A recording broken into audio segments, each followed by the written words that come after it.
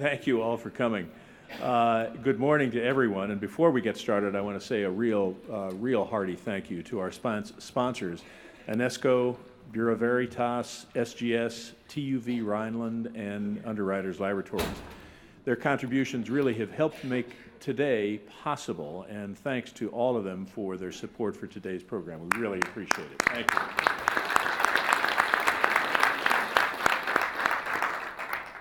Now, on behalf of the 2015 American International Toy Fair and the Toy Industry Association, it's my privilege this morning to introduce the keynote speaker for this session, the new chairman of the Consumer Product Safety Commission, Elliot Kay.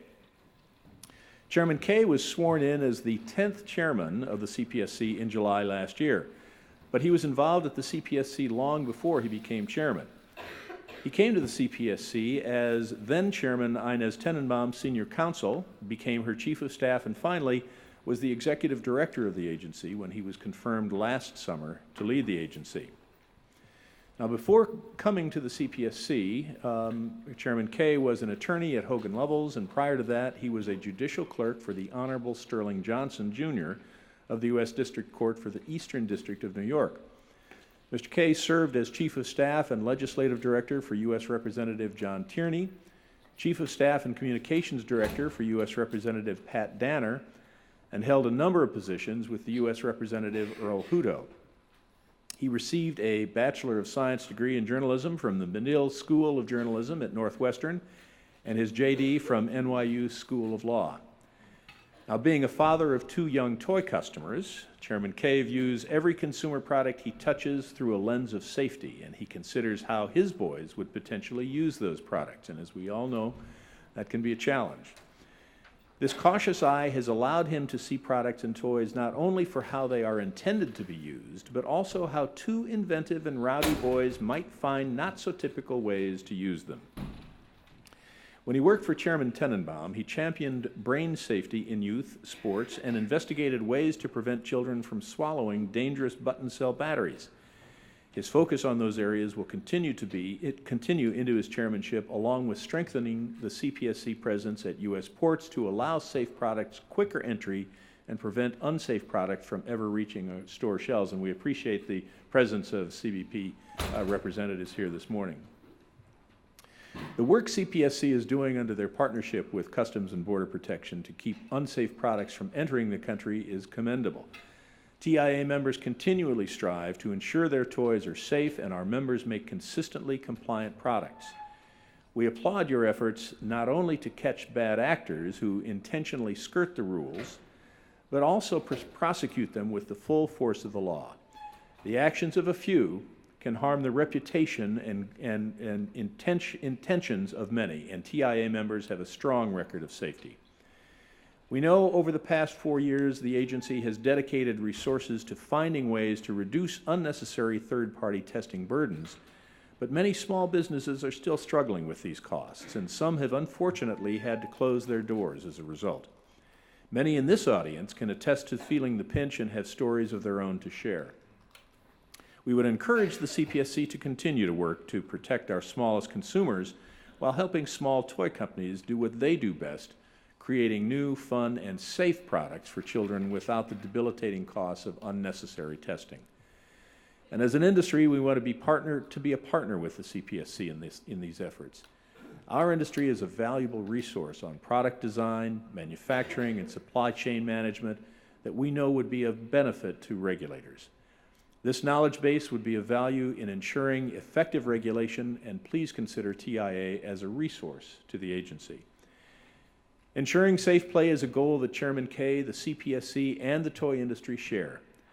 Toy safety is, indeed, our #1 priority for all toys here sold in the U.S. and those sold in all corners of the globe.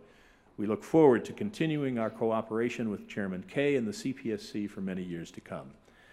Chairman Kay, while this is not your first visit to Toy Fair, it is your first as chair of the agency, and I am so pleased to welcome you in this new role. Thank you so much for sharing your time with us, and we appreciate your being here. Thank you very much.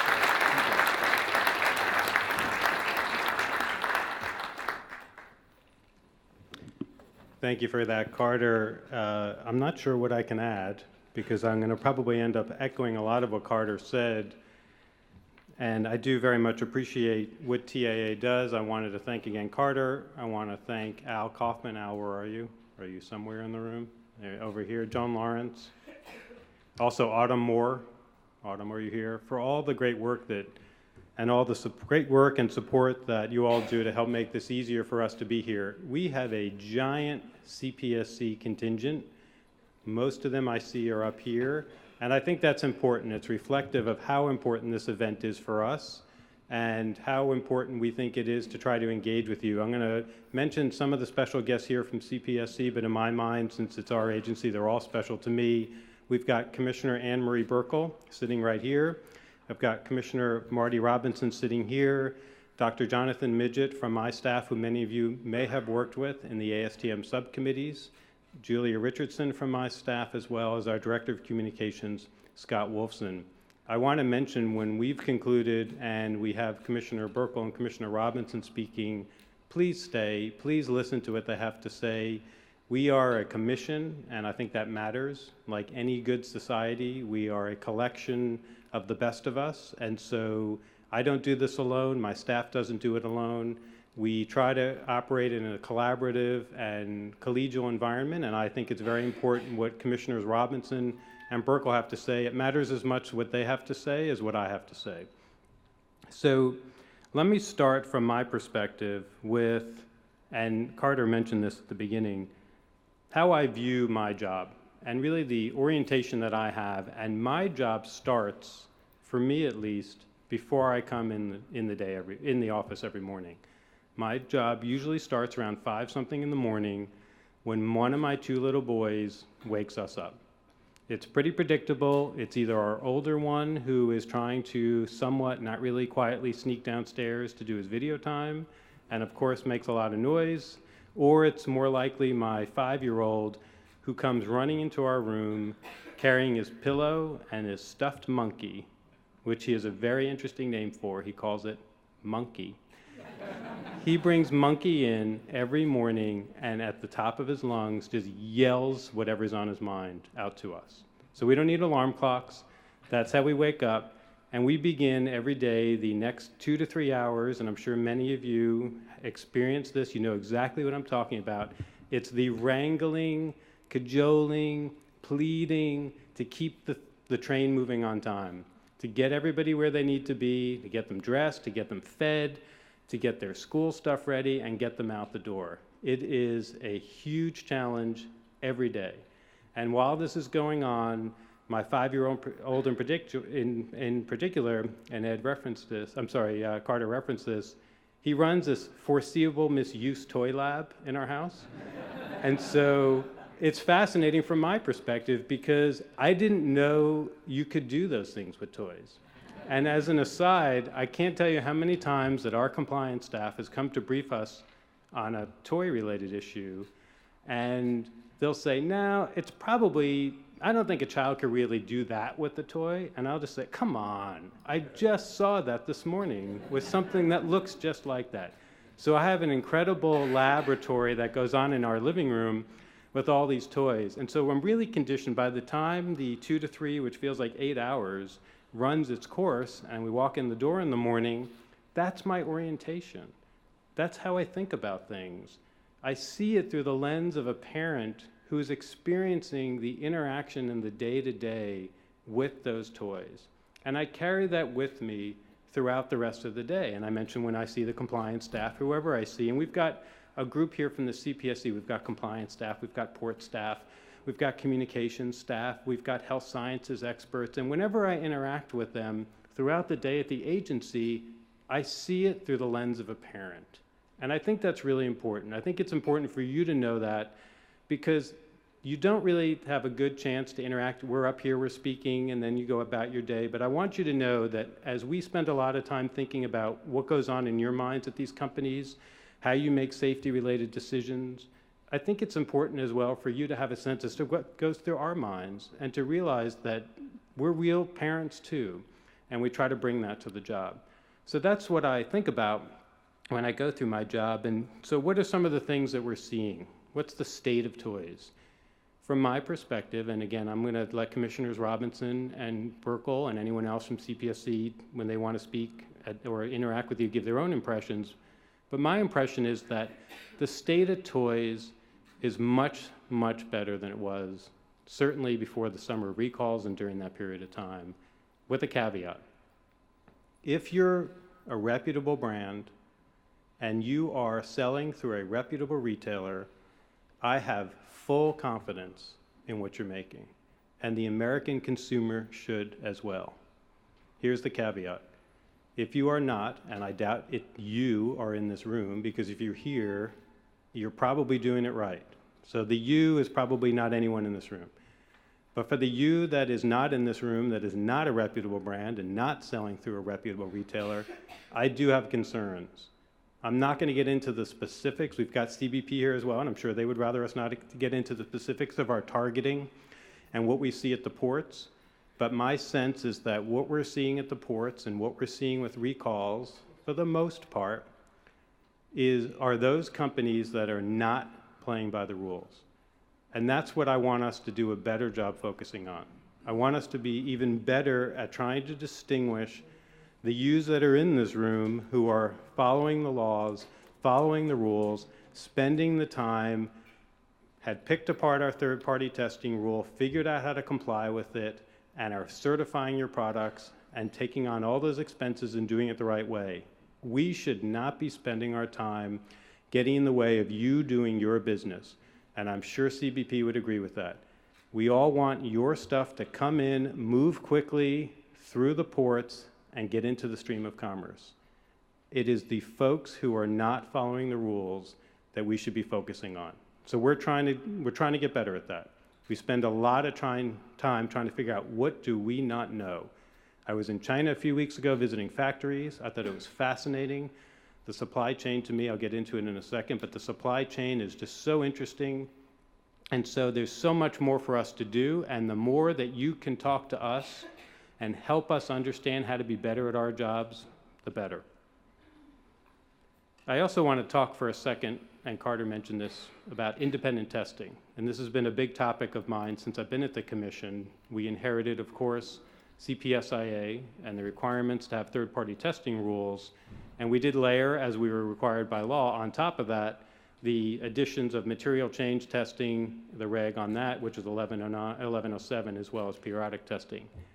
We would be thrilled one day to find a solution that does not require you to do that if it assures compliance. And ultimately, that's consistent with what the direction was that Congress in 2011 gave us. Now, they still require the third-party testing system, but they said to us, try to figure out a way to reduce testing costs. And in a second, I'm going to get into a little bit of how we're trying to reduce those costs. But even more importantly, it would be great if we could find a day where where we know that the products are safe and it can be done in a more cost-effective manner. When we did the 1107 rule, the third-party testing rule, we considered whether process certification would work. Basically, and I didn't understand what this meant then, and I probably don't now, but I'll try my best to explain it. Instead of having to independently assess the product, you would independently assess the facility where it's made, and you could make an assumption that if the facility produces materials or follows enough of the processes, that the product that comes out of the assembly lines or off the assembly lines should be compliant. In my discussions, even with the largest toy makers, as much as they'd love to go there, from what they told me, they didn't think they were ready. And a lot of it was because of a need for more automation in the systems at the factories, that they didn't think that there could be that confidence in the absence of independent testing, or at least in-house lab testing, to reach that. So we're open-minded. If somebody can totally prove to us that you can have the same safety compliance under a different way of doing it, I'm sure Commissioner Burkle, I'm sure Commissioner Robinson, as well as Commissioners Mohorovic and Adler would be open to that if it would save money. I wanted to put that out there because I think that third-party testing right now still works. It may be cumbersome, it may be inefficient relative to the way people would rather do things, but from our perspective, it does work. Add another little bit of a caveat. I don't want to say concerns, but I do have questions about some of the results that come out of some of the labs. There are times when we get When we are shown passing test results for something that comes in at import, we test the product and it clearly fails. I'm not talking about on the line. It clearly fails. That's a concern. We're trying to figure out why that's happening. And so, again, if there's information that you have that would help us do our jobs, whether it's bad vendors, bad labs, or whatever it is, if there's a mechanism to get it to us, we want to know that. On the topic of reducing burdens, this has been important. And I see Randy Hertzler back there. How are you, Randy? Good to see you. Handmade Toy Alliance. I think that Randy is a huge reason as to why Congress in 2011 passed Public Law 11228 as well as TIA. I've spent a lot of time on it. I've worked with our small business ombudsman, Neil Cohen, who just had he and his wife had their third child. Otherwise, Neil would be here. Mazel tov to Neil. And we're looking at a number of items. We got $1 million from Congress to try to reduce burdens during fiscal year 15, which is the current fiscal year. And so we are attacking a number of projects. We've taken ideas from Commissioner Burkle, we've taken ideas from Commissioner Robinson, Commissioner Mohorovic, Commissioner Adler, my office, and the CPSC staff to put together a comprehensive list.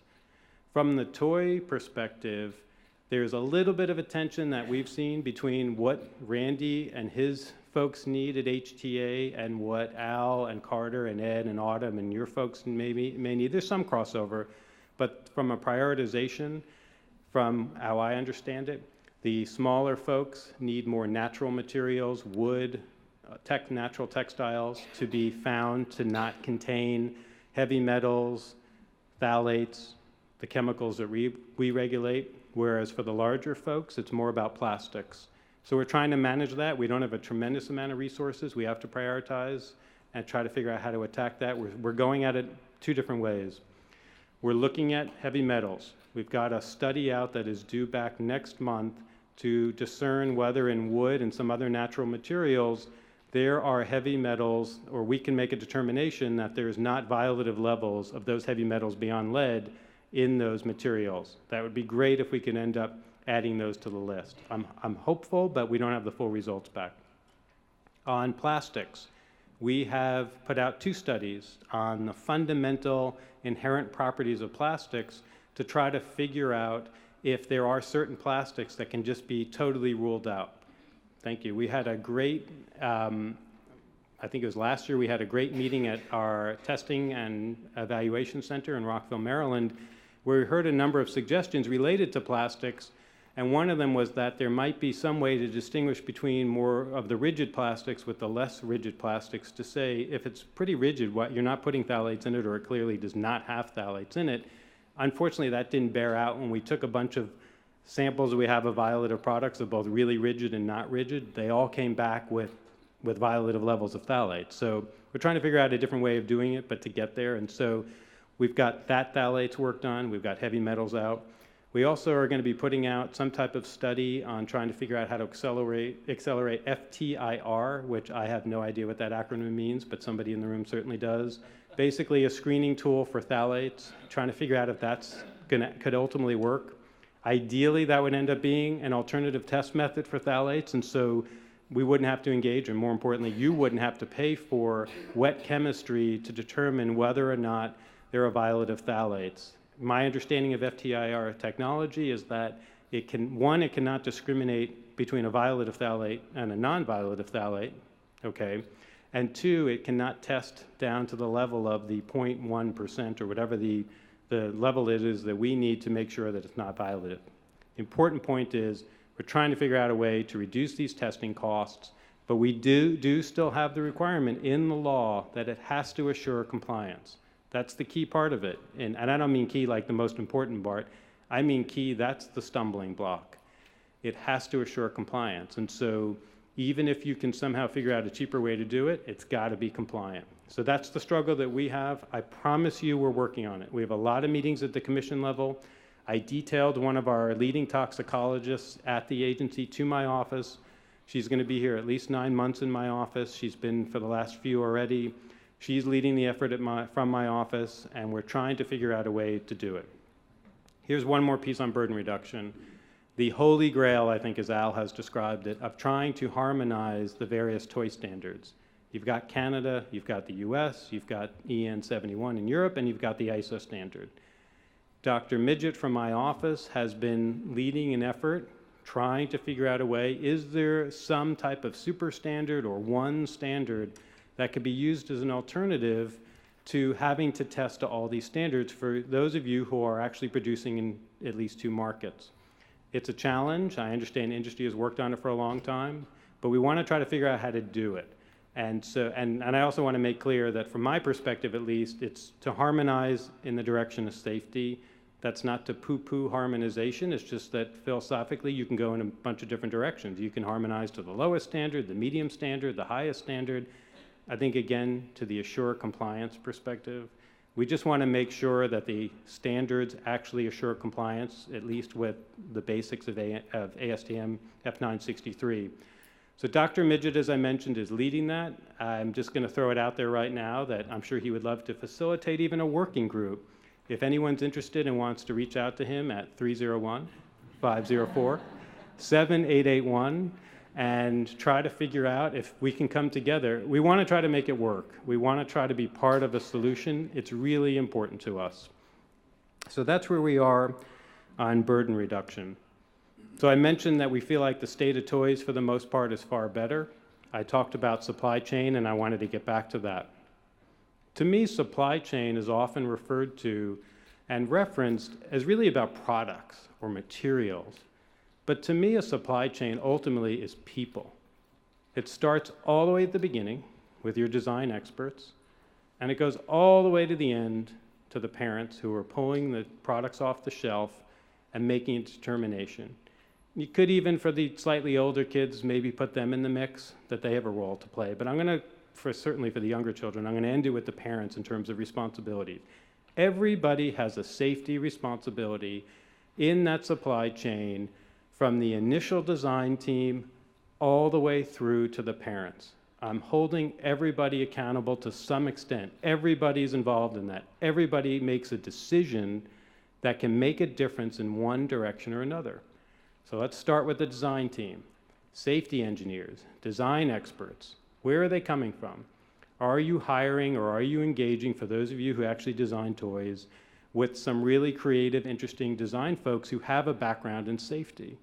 One of Dr. Midget's big pushes is try to figure out, can there be more of a marrying up between those safety experts who offer programs, FIT here in New York, there is one that we came across in Hong Kong. I think there are 2 other programs, maybe in the US, universities that offer safety, design safety courses for toys. Is that something that you can access? Are your design teams really up to speed on safety? Do your design engineers understand F963 and all of the incidents? F963 is a collection and a reflection of incidents, deaths, injuries associated with toys. Do your engineers really understand all the specific mechanics and all the issues that go into that and really know how to pick apart what is a safe product or not? You design a product, you pilot its manufacturing. Does everybody in that process understand safety? Are they really engaged? Do they have safety? Is safety a core component to that? This matters to us as it moves through the production and manufacturing process eventually. Where are you doing it from? Are you doing it in-house, meaning your own factory? Are you getting it from a vendor who's making it for other people? Are you putting them through their paces? Keeps going every step of the way. Get to the importers. Are they doing what they need to be doing to make sure that these products are safe? Are they checking all the rules? Retailers.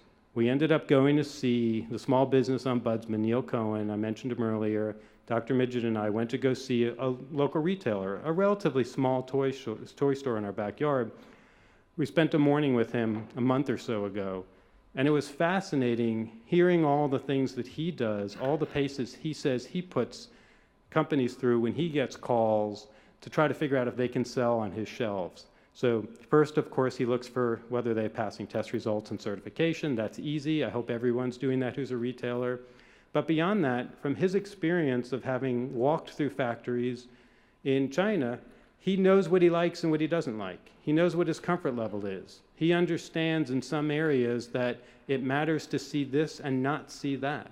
And so he asks those questions, he said. I take him at face value. He asks those questions, and if he doesn't hear what he wants to hear, he doesn't sell their products. Now, they're probably going somewhere else, But the more that everyone is asking those questions at the retail level, there's just no place for those folks to go, and they're going to have to adapt or move on.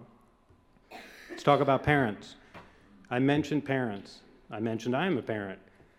Parents definitely have a responsibility here. They have to read the boxes if the labels are well labeled and they're actually on there. They really need to understand what kind of toys they should be buying for their children and what's age appropriate and what's not. I will say, though, having tried to shop, especially with my 2 Tasmanian devils in a toy store, it is not a period of deep focus. And so for those of you, if you think about it in the entire process, from the design team all the way through the manufacturing retailers, by the time you get to the parents, I have to believe that the parent is the least likely to have all of his or her faculties about them when they're engaging with the toy. So they certainly have a role to play, but let's please not require them to do more than parents can reasonably do, because it is a, well, you understand what I mean. So that's the supply chain. And I think it's really important that we think about it as people, and that the people involved in it are doing everything they can, especially those who run factories. Are you walking the lines?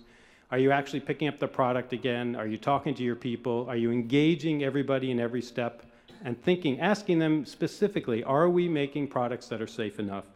And I want to get back to the data that we see. I think for the big companies, and the companies I mentioned, if you're a reputable brand and you're a reputable retailer, I think what I see at least is that when there are issues, there are more design issues than there are defect issues.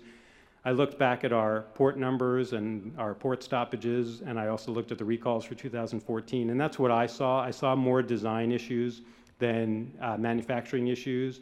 Not that you should let up on the manufacturing side, but I think I highlighted the design issues for a reason. So the last player in this, and I mean last because we should have no role if everything is working right, is the CPSC. We have a role to play, though, at least I believe. We have a role to play in making sure, as I mentioned earlier, that those actors that are not doing what they're supposed to be doing are doing their job. So there's a few things that we need that are tools that I think will make us better at our job. You may be aware that we're running a pilot program right now at our ports where we're doing certain targeting to look at certain high-risk products. We can't cover as much as we should. I think there's a big misimpression out there with American consumers that the United States government sees or at least checks everything before it comes in the country. That's just clearly not the case. I'm not admitting anything that I think is not already out there. I don't think it's a good thing. We can do more. We've asked Congress for a funding mechanism to allow us to take our pilot risk assessment methodology program and to make it a national program. And that goes to my point earlier of allowing us to really focus on those that we should be focusing on. I think for those compliant members and those members spending the money to do the right thing, you benefit from us having more tools to be able to focus on those who are breaking the rules. And so the full-blown RAM would do that. The other thing, and I alluded to this earlier, we need better data. And I've talked to Al about this. I've talked to Customs about this. Granted, that was in the hallway 3 minutes ago. But about the idea of figuring out, if you have a bad experience with a vendor, my sense is that, like a store that keeps a list of don't accept checks from these folks, you have some internal mechanism where if that vendor pops up again or that supplier pops up again, you say, nah, we're not doing business with you. If you can even figure it out, because a lot of them are constantly shifting names and it's hard to tell. We experience that. But ideally, there has to be some mechanisms, and from my very deep and thorough conversation with Customs earlier, it sounds like there is some mechanism in place where if somehow that information can be scrubbed so that it's not giving away any business information, it can be sent to us, it would be good for you, for us to be going after those vendors. And so, again, think about it. Talk to Al. I don't have his phone number, so I can't give that out. But let's figure out a way for those who have this critical trade intelligence information that can help us better focus on the bad actors. Let's please figure out a way to do this. A couple of other tools that I want to talk about that we're trying to use more and more, and we certainly have in the last few years. If somebody is violating the law, we are going to go after them. There are 2 recent cases, one in the Southern District of Florida and out of Miami, where somebody went to jail for selling violative and dangerous toys. There was a case recently out of the Eastern District of New York, out of, I think it was Queens, where a number of individuals pleaded guilty to similar violations and they await sentencing. We were very active in these cases. I completely support this outcome. If you, not you, again, not the yous in this room, but the other yous, are putting children in danger, we will use every tool we have at the CPSC to try to hold those folks accountable. And if that includes jail time, excellent. I think that's a great result, and I think it sends the right message. I hadn't seen that prior to the Miami case in a long time, and I think it's the right message to send. Before I conclude, I do want to talk about a couple of other things that are important priorities for me. Some of these have more of a direct impact on you than others. I want to talk about chemicals at a larger level than just the phthalates and lead that we regulate and the heavy metals from F963. I want to talk about the bigger picture of chemicals, and I'd like for us to step back from being toy makers, toy manufacturers, toy importers, toys, and regulators to just people. It bothers me at a fundamental level that there are so many uncertainties out there regarding chemical exposure. And it's not just phthalates, lead, other heavy metals, it's flame retardants, there's a whole mix of chemicals out there.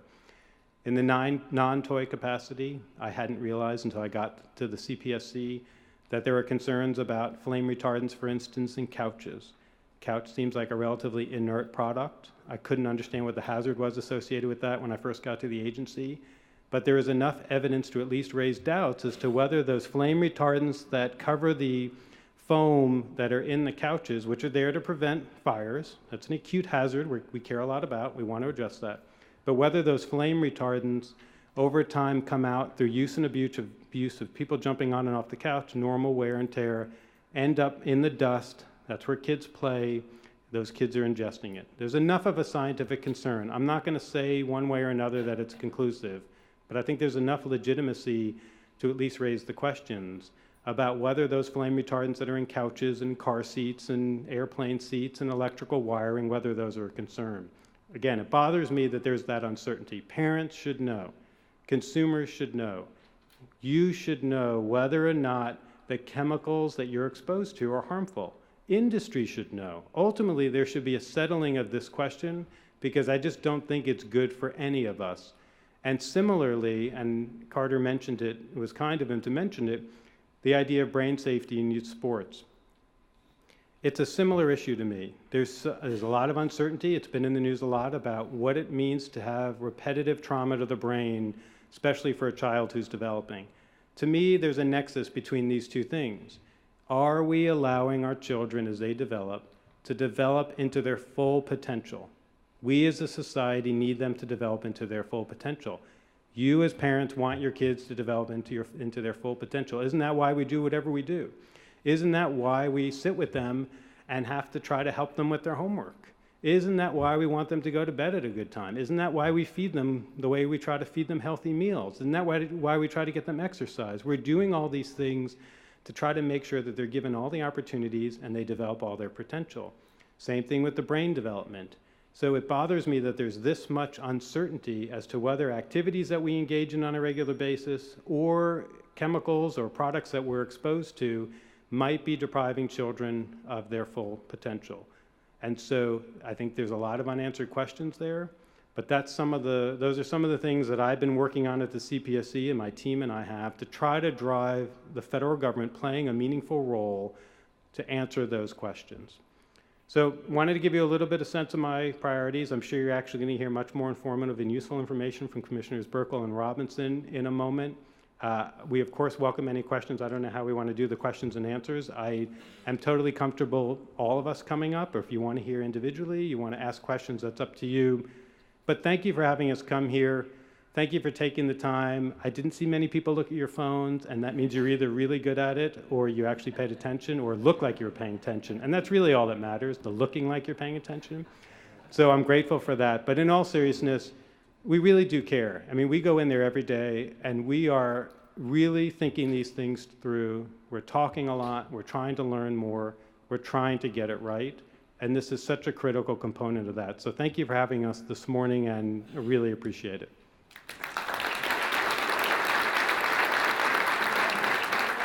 Absolutely.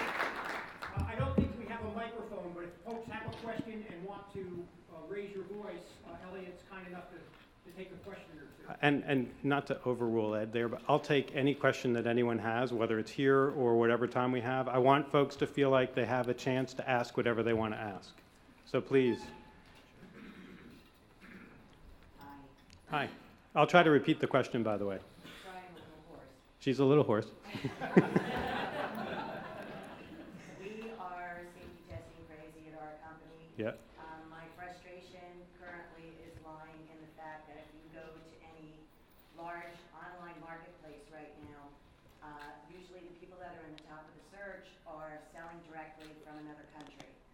And I feel it's kind of not a level playing field because they're not coming through the port where the Border Protection can really help them there. They're selling individually from whatever factory they're in with whatever materials they are, and it's going direct to the consumer. So it's a little concerning to me, and I think it's kind of not making a level playing field for everybody who is following the rules and needs to cover their costs of the testing and so on. Yep. So for anyone who didn't hear, the statement was the CPSC is amazing and we love what you do.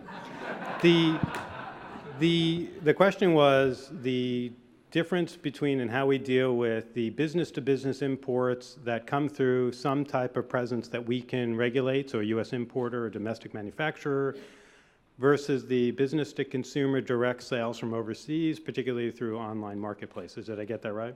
Okay. So we have a number of mechanisms in place, and you may have seen that we reached a deal, for instance, with Alibaba that we announced a few weeks ago at the Hong Kong Toy Fair to try to address some of those issues. That was partially directed toward already recalled products, because that, of course, matters to us, as it should matter to you all.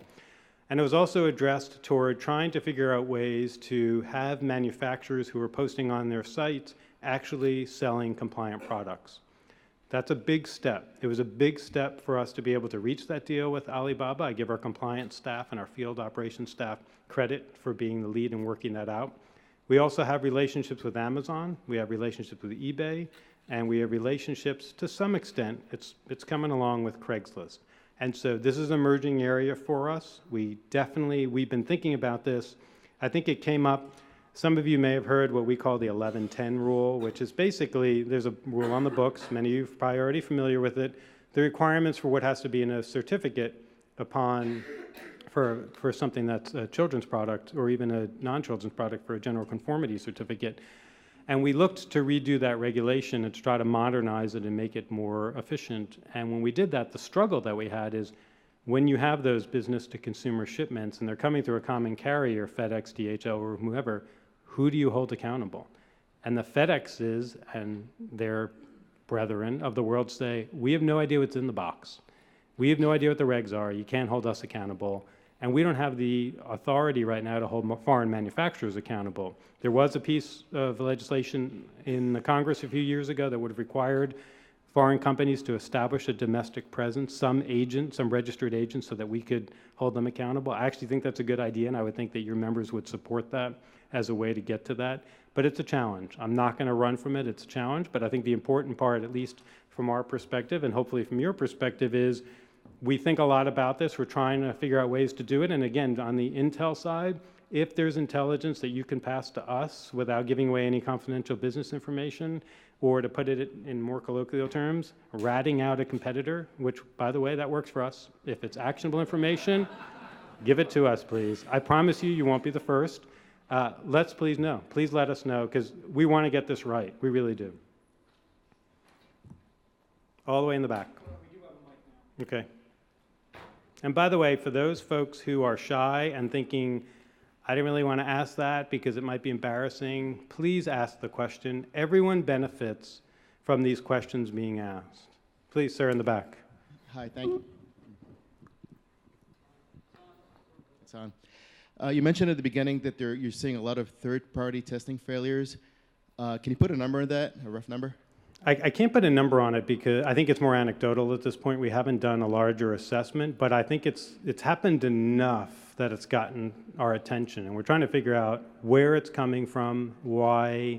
So there's some theories, but again, if folks have more information and they want to share with us, that would be great. I'm going to admit I have questions about it, and it could be region specific, it could be country specific. I don't want to indict any particular part yet, but I think there have been enough questions raised as to whether or not we can, without question, rely on the testing results, and more to come on that.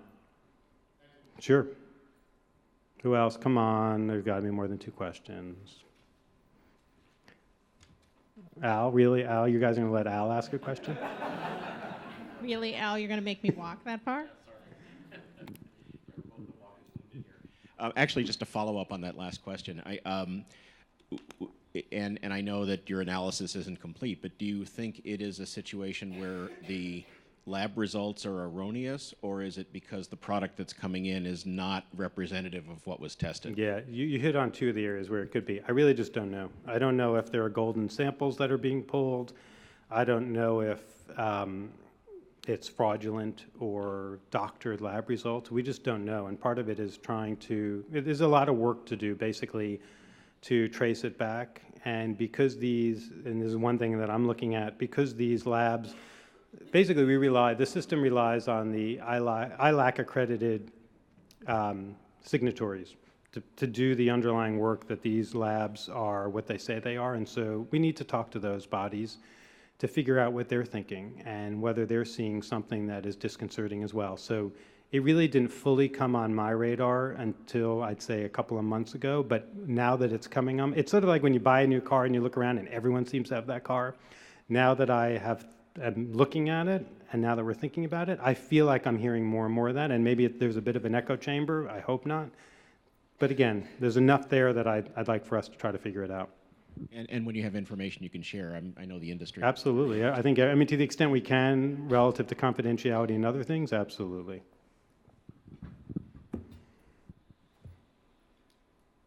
Really? I see a question all the way in the back.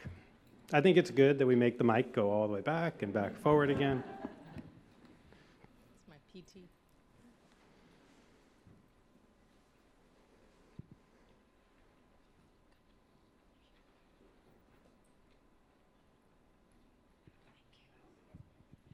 One of the situations that we run into is we test multiple times, the very same product multiple times for retailers. Mm-hmm. Is there any activity that is, engaging the retailers to accept each other's test reports so that we're not forced to test the same product multiple times?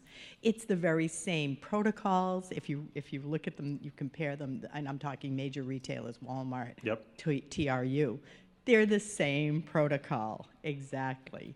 So, if they would just accept each other's, it would save a lot in the testing, and they would also see that in the bottom line on their product when we sell it to them, because we don't have to include that much for testing.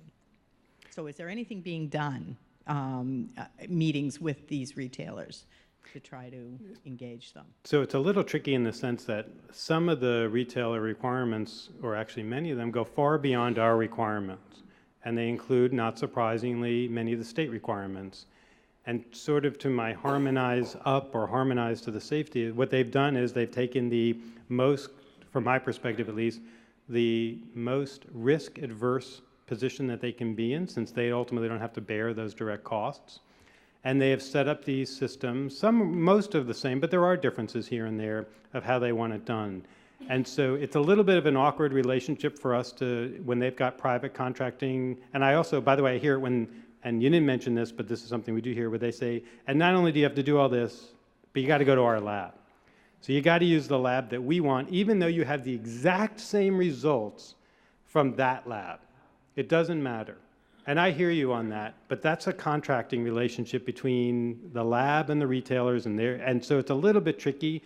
What I think where there is a role to play, and I'm actually going to enjoy saying this, I think Al and his role could really represent the energy of the industry and try to go to those retailers, if he hasn't already, and try to figure out if there's some way to deal with that overlap. I can say from my perspective, and again, I'm just speaking for me, as long as the products are compliant with our rules and we know that, we're good with it.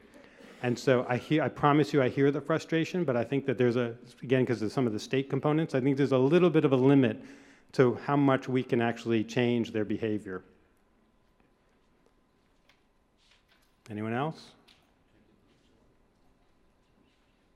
Okay, well, I see a gentleman in the back, sort of halfway. Just a quick question. The CPSC is a federal body, and yet we see more and more states superseding regulations and overriding what the federal requirements are, and now we have to test for each state's requirements, and I think it'll get worse before it gets better in my estimation. Is there anything that the CPSC can do about that to have the federal requirement be the chief requirement? So by law, by the Consumer Product Safety Improvement Act, if the requirement is identical, then the federal requirement preempts it and is the requirement. But if states want to go in a different direction or a stronger direction, they have that flexibility. I mean, that's beyond the CPSC. That's just the way our government's set up and federalism in general. I will say, though, that one of the plus sides of us promulgating more rules is that the more rules that are on the books, the more areas that we preempted to try to clear that field. I do think, and this goes back to my chemicals comment, because my guess is you see a lot of that in the chemicals context. I see a lot of that in the chemicals context. I think if we had a more coherent, rational, and comprehensive policy at the federal level, and I don't just mean CPSC, I mean government-wide, starting with EPA and reform of the Toxic Substances Control Act, if Congress would do that, I think a lot of those state actions would go away. What I see, and I don't want to in any way criticize the state activity, is that the states are more susceptible in an immediate sense to some of the political winds that are blowing and don't have the ability to withstand creating some safety requirements, especially on chemical exposure, chemical reporting, that maybe the federal government could do. And so I think it behooves everybody, it really probably even the state legislators, to have TSCA overhauled, to have EPA and the rest of the federal government in a much more comprehensive way tasked with doing this. I want to mention one area where I think the government is actually getting it right, which is nanotechnology. Goes to some of my earlier mentioned concerns. Nanoparticles are, many of you might even be using nanoparticles. Does anybody, by a show of hands, does anybody know if they have nanoparticles or are using nanoparticles in their toys? Okay, so there's a few. My sense is that in 3, 4, 5 years, most of you will be raising your hands. So in 2000, under the National Nanotechnology Initiative, the Clinton administration set up a pan-government way to try to look at nanotechnology in a very coordinated fashion. There's a lot of federal agencies. We're part of that. We're trying to expand our effort as part of that. And it looks at both the commercialization as well as the health and safety effects. I think that's a better model than what we have now on a lot of the other chemicals, where you've got this state-by-state approach. And so I think the federal government can do it. I think there's a way to get it right. There just hasn't been the political will to do that. Anyone else? Okay, well, I think that's it. Again, if you see me and I'm not on a beeline to the restroom, if you want to pull me aside and ask any questions, that's totally fine. But to reiterate, you've got, especially sitting here in the front, these are the experts. And so while I'm happy to talk to you, I think I've already demonstrated I probably don't know what I'm talking about. And if you listen and speak with the folks here, you're going to get much better information. Thank you for having me. Please stay for Commissioners Robinson and Burkle. It's really important for all of us. Thank you very much.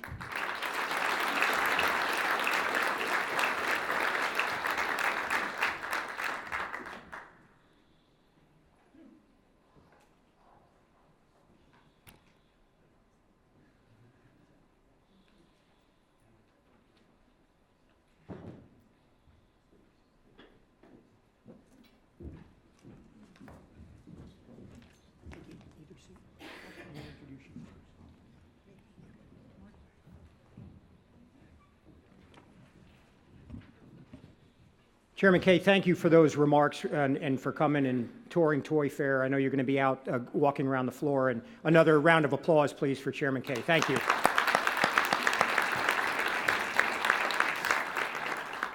And I have the pleasure now of introducing our next two speakers, both of whom obviously are commissioners at the CPSC. But I do want to follow up on the chairman's remarks about the number of staff that are here today. It really is, I think, the most that we've had in our years at Toy Fair. And even though Commissioners Mohorovic and Adler are not able to be with us today, their staff is here. So we really do hope that you'll take the time. These 4 or 5 tables in the front are where they're all seated. I hope during the day that you have a chance to interact with them because we really do appreciate you coming here, and the work they do in Washington at the agency is really incredible. So to all of the staff, thank you for taking the time to join us here today, and we hope you enjoy when you're out on the floor your time at the real show, not here in the seminar room.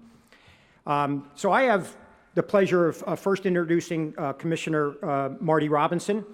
She's very familiar with our industry. She has met with us a number of times in Washington, both at the agency and also as part of our congressional fly-in. And we sincerely appreciate you coming to Toy Fair and continuing the dialogue with us here. Commissioner Robinson joined the CPSC in the summer of 2013 after a long and very distinguished career as a trial attorney in her home state of Michigan. While at the agency, she has focused on a number of issues important to our industry, including such as voluntary recalls and reducing testing burdens. So we've had an ongoing dialogue with the Commissioner and really appreciate her thoughts that she'll share with us today on those and any other issues. In addition to practicing law, Commissioner Robinson has been a professor at several prestigious law schools, most recently as a professor at Duke University School of Law. Commissioner Robinson has also won numerous awards and has received a number of important appointments to legal and government positions throughout her career. So I know many of you already know her. Please join me in welcoming Commissioner Robinson.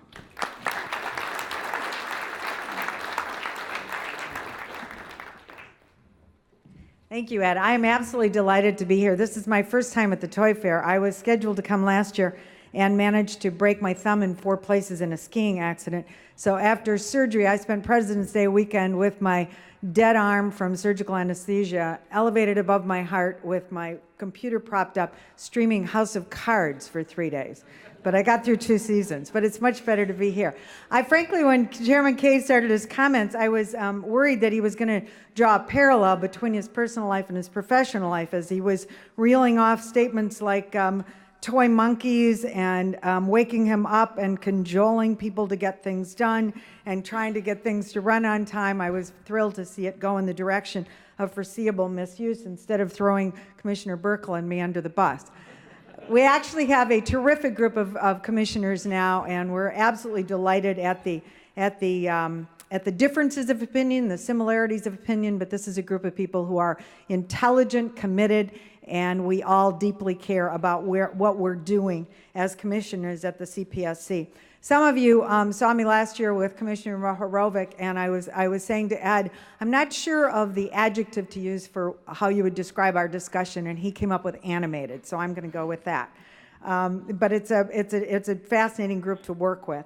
Obviously, everything I'm going to say today is they're just my opinions, but I just want to quickly, because we just have a few minutes, but I wanted to talk about some areas that I'm hoping to work with the TIA in over the next year. And the first one is, I know that a lot of you know that there's been a lot of focus in the press recently and in Congress on toy guns. And I know that ASTM F963 4.30 says that we're supposed to have orange markers on toy guns. I know California has passed a more comprehensive act about toy guns, and it's called the California Imitations Firearms Safety Act, and it goes into effect in January 2016, which carries the so-called permanent orange stripes into an area of making sure the guns either have to be brightly colored or carry prominently placed fluorescent strips, so we don't end up with children with guns with police officers thinking that they're the real thing. And Senator Boxer has also introduced an act in Congress called the Look-alike Weapons Act that would first of all expand the authority of the CPSC so that we could regulate all imitation of firearms, including airsoft, BB, and pellet firing guns, but again require the exterior of these toy guns to be a combination of colors that would make them clearly distinguishable from the real thing. ASTM F963 4.30 only asks for a permanent orange marker, and I am appalled to tell you how many videos there are online on how you may remove those orange markers. So I am delighted that there is a subcommittee that's re-examining that. The Consumer Product Safety Commission will participate in that re-examination, and I hope that we're able to come up with a way of expanding that word permanent and of actually coming up with a test, which does not exist now, for making sure that those orange stripes, at a minimum, the orange stripes stay on the gun. Recall effectiveness, very quickly, because I very much hope that we're able to work with you on this year. Kids in Danger issued a report that was pretty fascinating just within the last few days on a decade of taking a 10-year look and in-depth look at the children product recalls. And the good news from that report was that the stronger standards and oversight by regulatory agencies have had a measurable effect on the safety of products.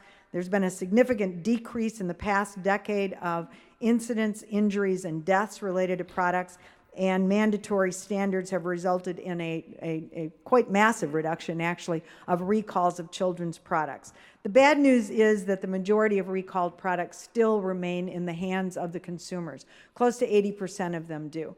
And so my staff and I are really focused this year on trying to find if there are ways to improve the recall rate. And certainly a good starting point, which I'm going to be talking to our compliance people about, and I've been already talking with people, groups like the TIA, the ways in which social media is used for marketing is exactly the way that social media should be used for recalls, and it's not being done now. According to this same report, only a quarter of the companies that market on social media actually use social media for recalls. So that's a beginning point.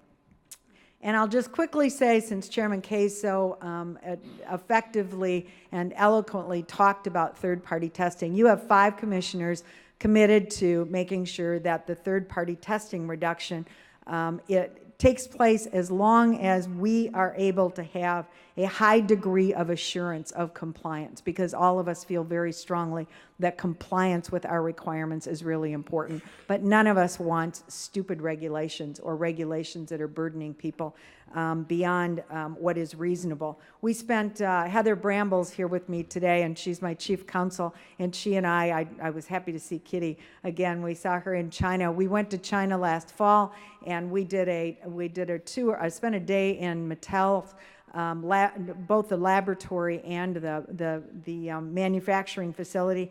And I also went to the American Plastic Toys Company just outside of Detroit.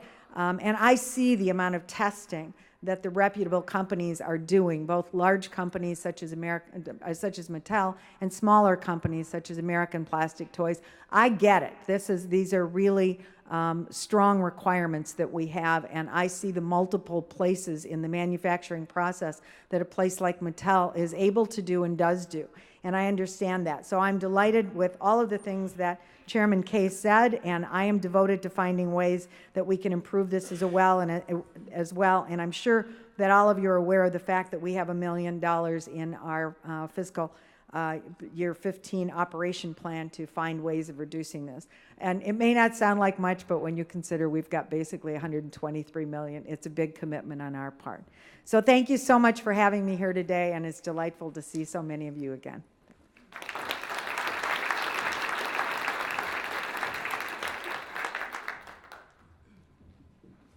Thank you very much, Commissioner Robinson. Our next speaker is Commissioner Buerkle, who also joined the CPSC in the summer of 2013. This is Commissioner Buerkle's second visit with us here at Toy Fair, and she's also spoken to our groups at our congressional fly-ins and at other meetings in Washington, so we also appreciate the ability to continue the dialogue we have with you and your great staff as well. Prior to joining the agency, Commissioner Buerkle was a member of Congress representing upstate New York, where she served on the House Foreign Affairs Committee and on the House Veterans Affairs Committee, and one of her priorities was ensuring that our country's veterans have access to appropriate health care services. Commissioner Buerkle is both a nurse and a lawyer, and before going to Congress worked in a private law firm as an assistant state's attorney.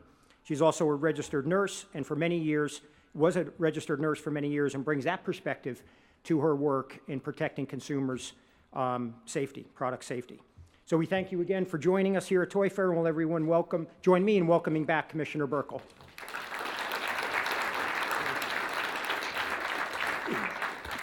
Good morning, and thank you, Ed, for that kind introduction. I am adjusting. I was in Texas the last few days visiting. I have 3 children. 3 of my 6 kids live in Texas, and lots of my grandkids. So I came in late last night, and I think the change in temperature is remarkable. And so if I start coughing, I apologize. I'm so pleased to be back here with all of you, and to, as Ed mentioned, this is my 2nd time here at Toy Fair. It's so good to be among those who create this great country, and you are the creators. You create jobs. You are really what keeps the American dream alive and well, and we appreciate that at CPSC. And so it's very important to us that we listen to you and we be here and we stay engaged with you. I want to take just a minute to thank Al Kaufman and the TIA in general and its leadership, because the TIA has been heavily engaged with CPSC this last 2014. There were 2 meetings, 2 workshops that CPSC hosted, and Al Kaufman was at both of them, and he provided very compelling testimony, both on test burden reduction and, as our chairman said, on the 1110 rule, the filing, the electronic filing of certificates. Al is remarkable in his depth of knowledge, and even more remarkable in his resolve to seek resolutions to the issues that he's bringing to us. So I just want to commend him and TIA for doing such a great job and being so engaged with CPSC. I just want to talk to you a couple of minutes here this morning about my initiatives, what's important to me, and what the CPSC will be considering over the next year. Test burden reduction, and to my colleagues who listen to me beat that drum every day, it's no surprise that that's one of my priorities. Since 2011, as our chairman mentioned, Public Law 11228 directed us to find ways to reduce the burdens on the regulated community while assuring compliance. And I take that charge very seriously, and we have been working very hard to do that. Unfortunately, to date, there has been no actual relief for the regulated community. However, I'm hopeful and I am optimistic that we are progressing in the right direction. As the chairman mentioned, in 2014, in the operating plan at the end of the year, excuse me, we had money available and we put it into studies, as the chairman mentioned, untreated wood and other natural materials, checking for lead, that's regulated by the toy standard.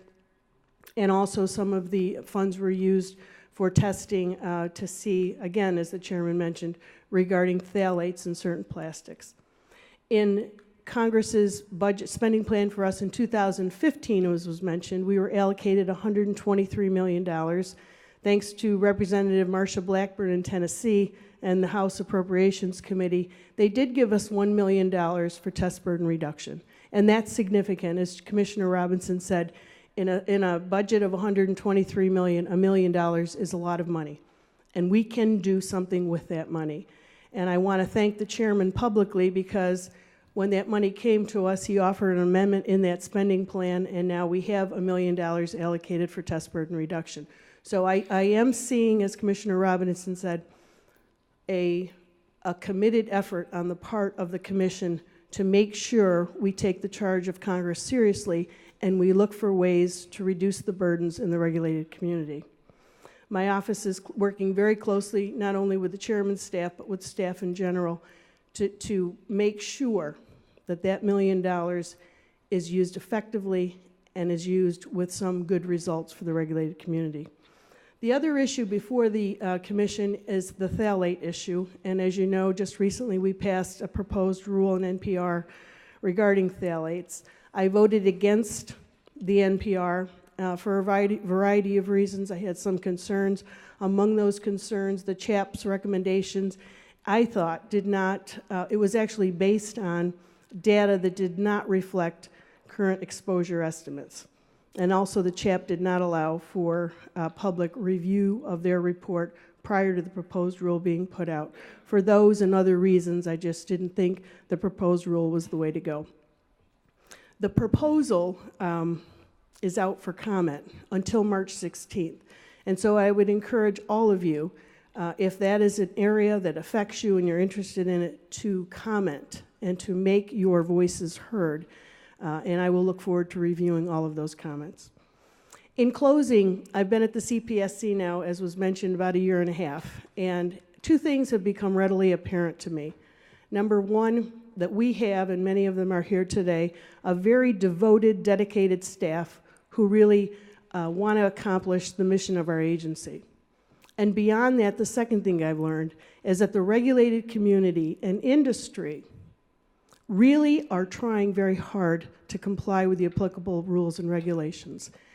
And so I think it's important that we all recognize that the consumers, that industry, and all of us have a common interest.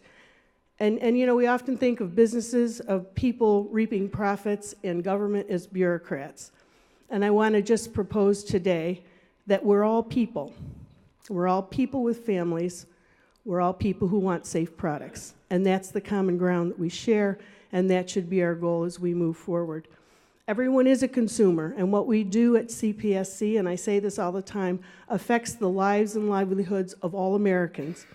And the CPSC must recognize that we can best achieve our priorities when we take a thoughtful, reasonable, and balanced approach. With that in mind, I really do want to encourage all of you, whether it's in a comment period on a proposed rule, or it's seeking us, my staff, me, to let us know your thoughts, your concerns, any issues that your businesses and your industries face, that you feel like you have access to us. Sometimes it doesn't feel it, but we work for you. We work for the American people. We are the government, and we work for you. You pay our salaries. And so you should have access, as the chairman said. You should have access to us, and you should feel that we are working with you and not against you. Before we close today, and it's President's Day, before we close, I just would ask all of your thoughts and prayers for the men and women of the military. And for any veterans that we have here in the room, we thank you for your service. And I also, in a final thank you, want to thank the TIA, because they have made and take many efforts and make many efforts on behalf of the veterans in the military. So we thank you for all that you do. It's great to see you all, and we'll look forward to hearing from you in the near future. Thank you.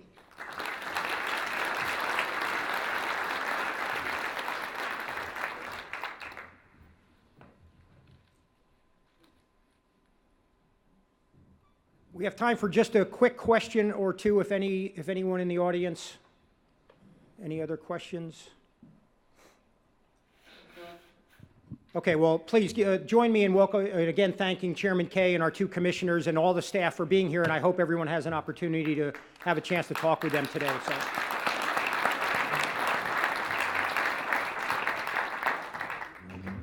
All right, you've heard a lot about this man. I'll now get to introduce the one and only Al Kaufman to please come up. It may take him a minute. Al recently had major knee surgery, so he is coming up here with a rather large leg brace. So I'm going to turn the program over to him and thank everybody for coming.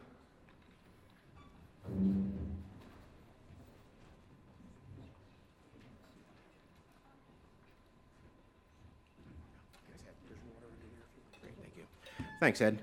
And let me add my thanks to Chairman Kaye and Commissioners Robinson and Burkle for being here today with us. Let me also add my thanks to our sponsors who've made this free seminar possible. The Enseco Group, Bureau Veritas, SGS, TUV Rhineland, and UL.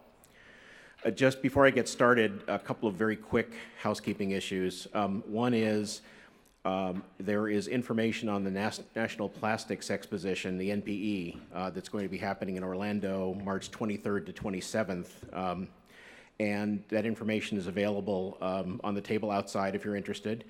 So anyone who is a TIA member or an attendee to this session is eligible for discounted admission, which is a savings of over $100.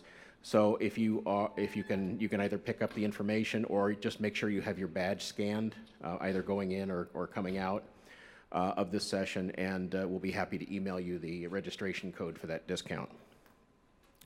And then last, we're going to hold our questions until the end. We're running a little bit behind time, so in the interest of time, what we'll do is ask that if you have questions for any of these presentations, that you write them down, and then we'll have a Q&A session at the end. So thank you, and with that, we'll get started. Okay. I'm going to talk a little bit about ASTM F963 and what's coming up. First of all, very quickly, I think almost everyone in the room is aware of sort of the special status of ASTM F963, which was enshrined by Congress as it gives it a sort of a unique position. It's a voluntary, or excuse me, not voluntary, a consensus-based standard, but it becomes a mandatory federal rule with the agreement of the Consumer Product Safety Commission.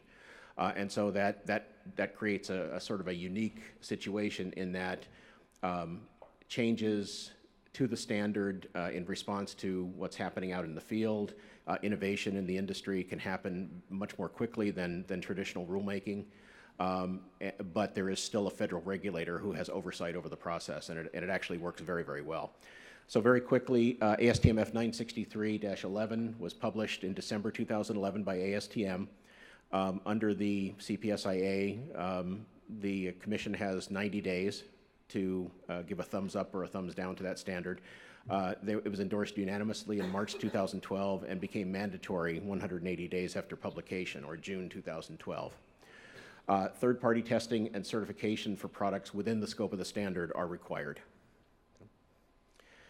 Real quickly, I think everyone's familiar with the changes. The big change was heavy elements. We added an addition of substrate requirements, whereas prior to that it was for surface coatings.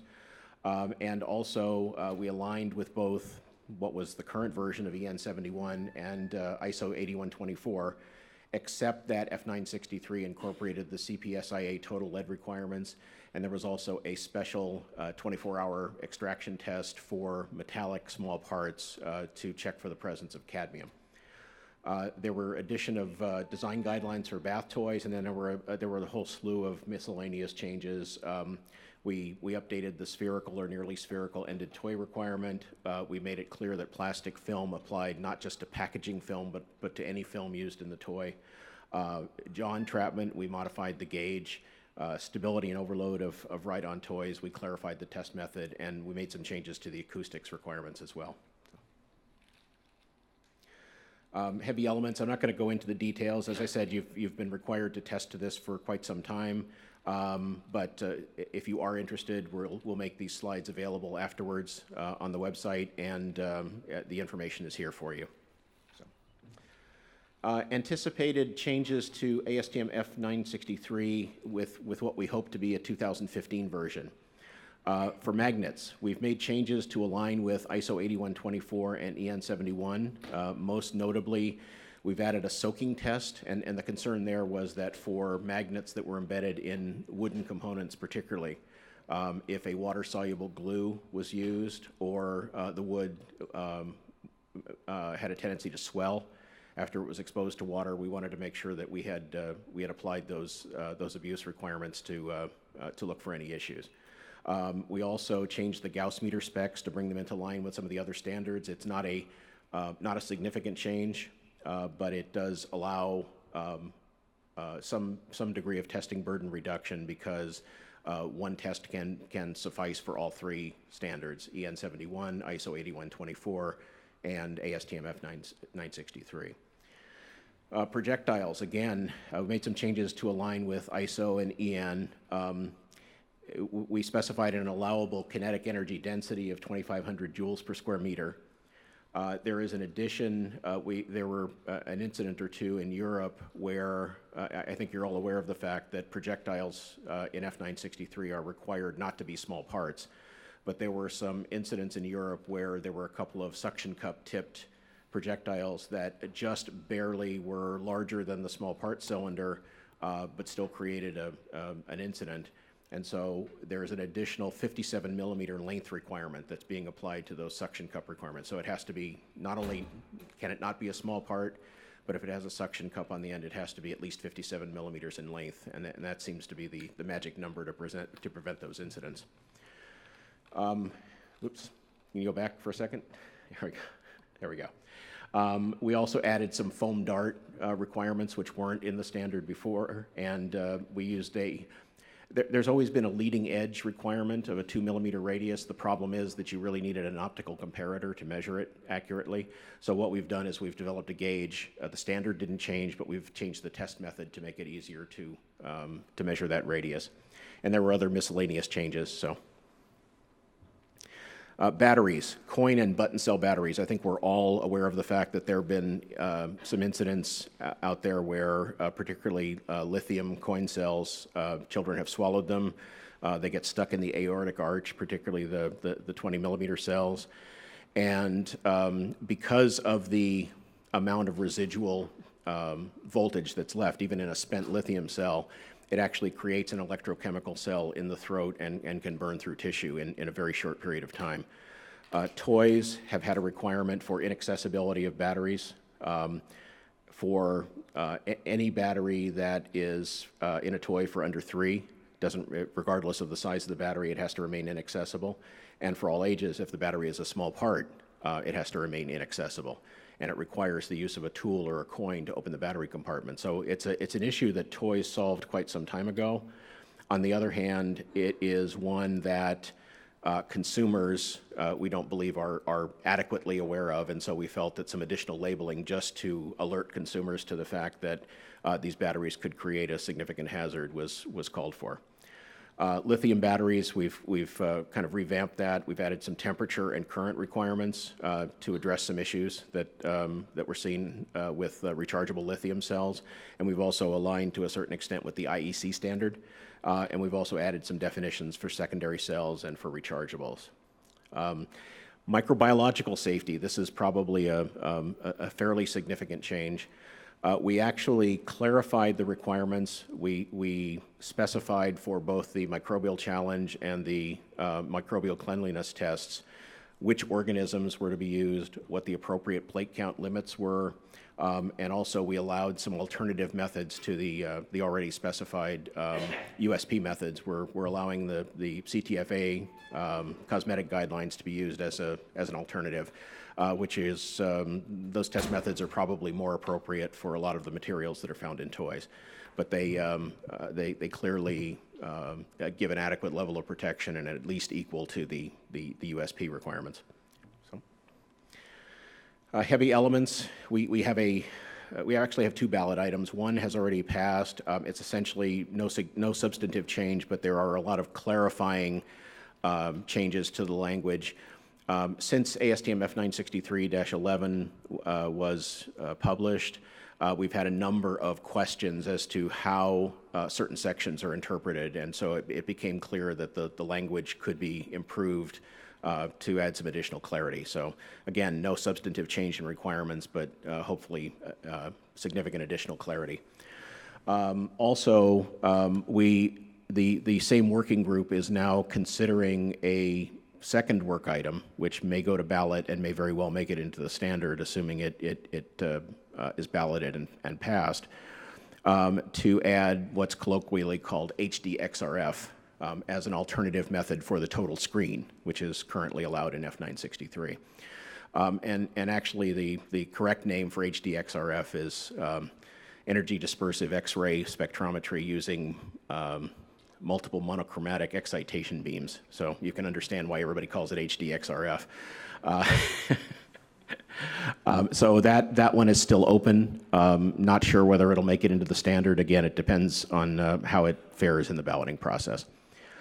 There are some additional impaction and squeeze toy clarifying requirements. Again, no substantive change, but as we encounter additional questions, we want to make sure we go back to the standard and address those so it's as clear as possible.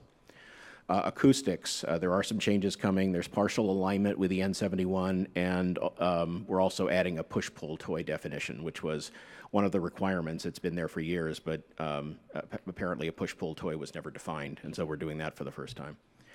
And then stuffing cleanliness. We've changed the test method. We believe that it aligns with current laboratory practice.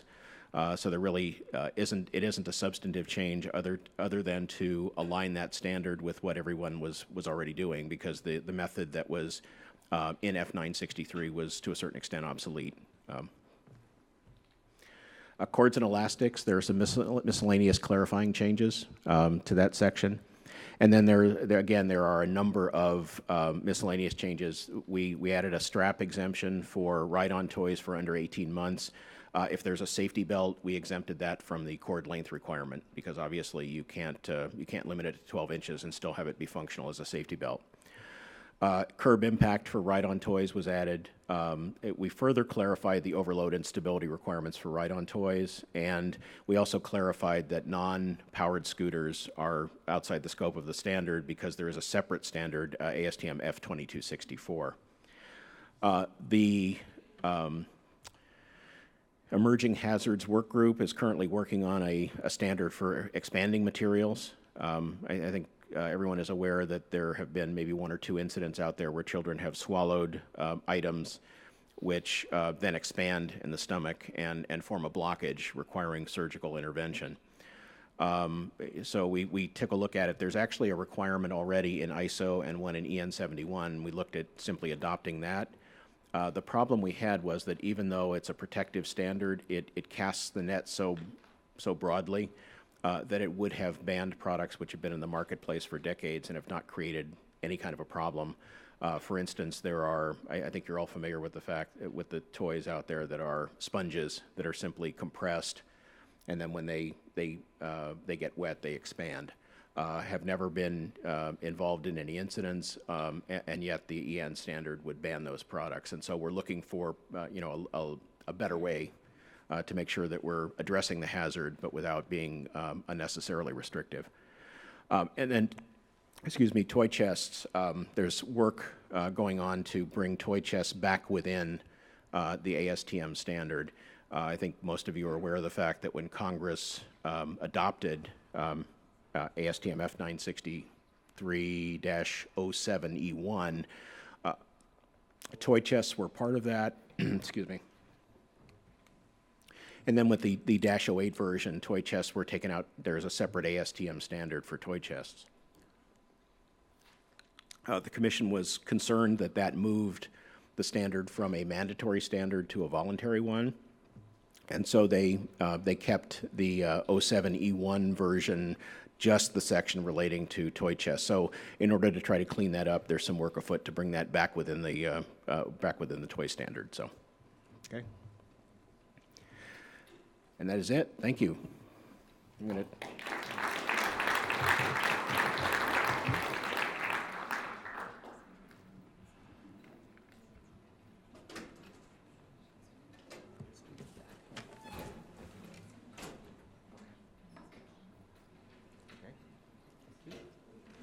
And I'm going to, whoops.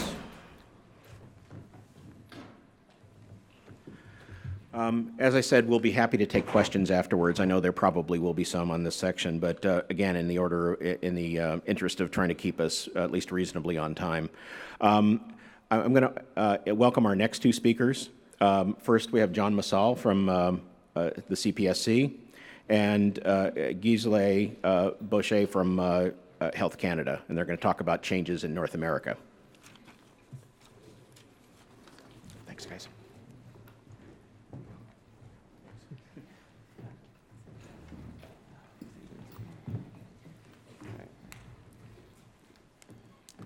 My name is John Massal. I'm a mechanical engineer in the Division of Lab Sciences.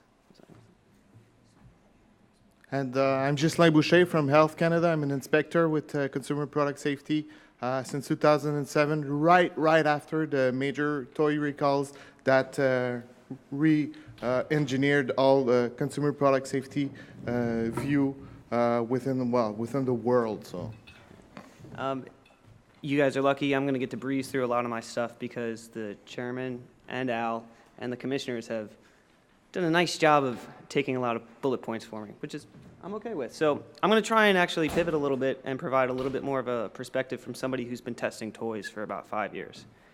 I have a couple different product areas, but toys are my main thing, so I can take some questions as well if you see me outside later. So in our presentation, we'll just provide a brief overview of both legislations and authorities on both sides of the border. We'll also see what's new within both our agencies.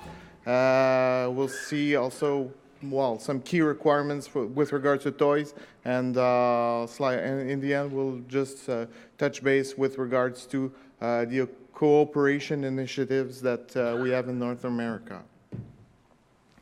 So starting with the actual legislation, we'll start with Canada. So in Canada, the key legislation is the Canada Consumer Product Safety Act.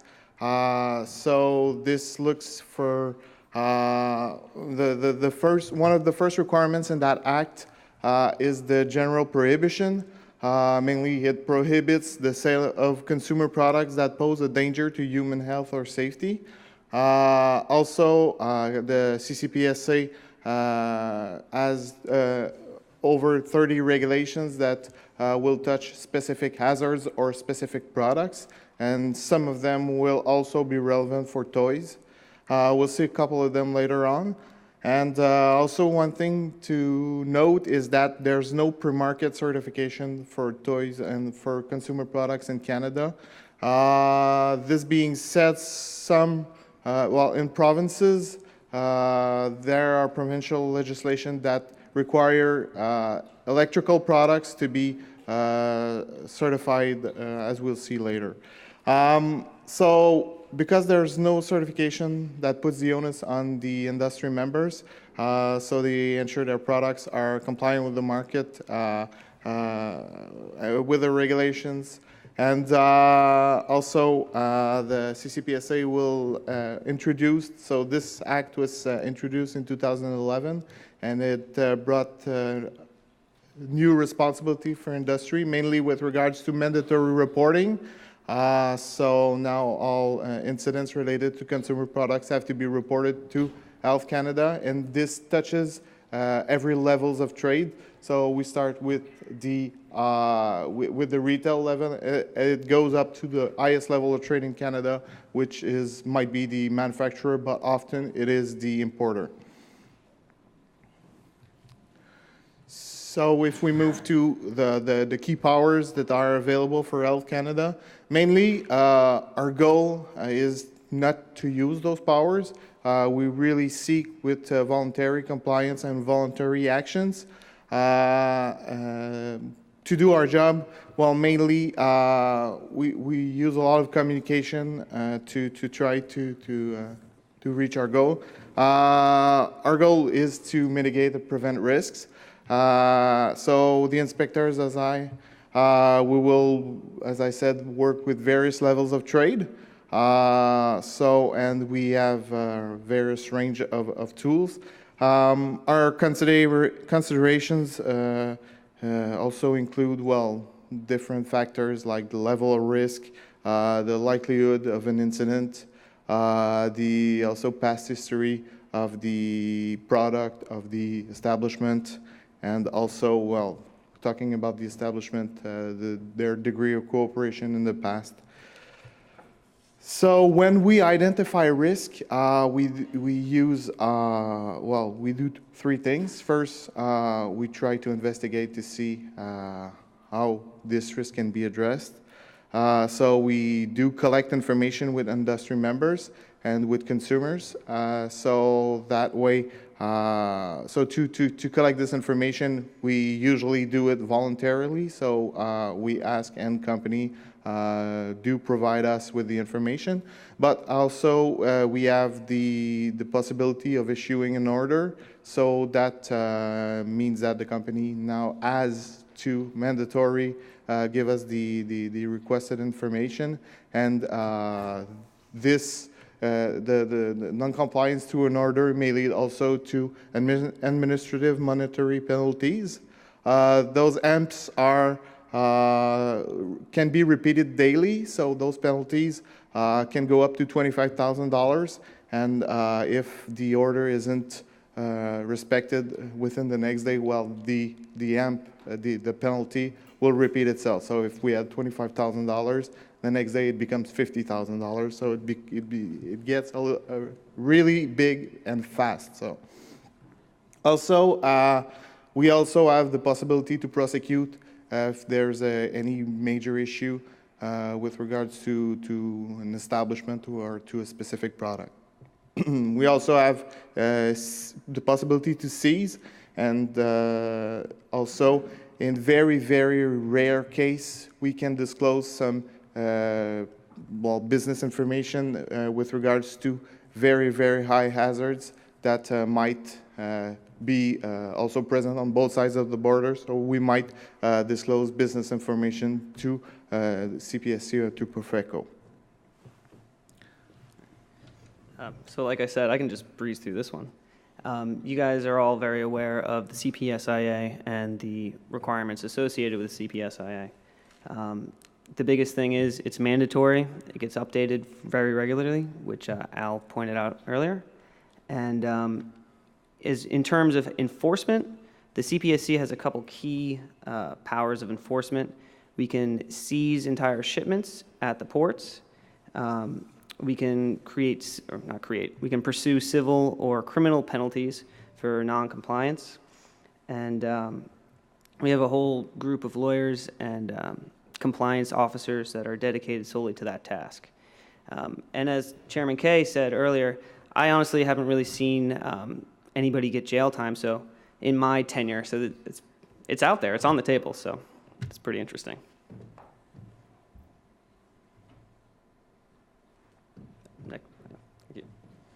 So now, what's new within our agencies? So since last April, Health Canada adopted the regulatory transparency and openness framework.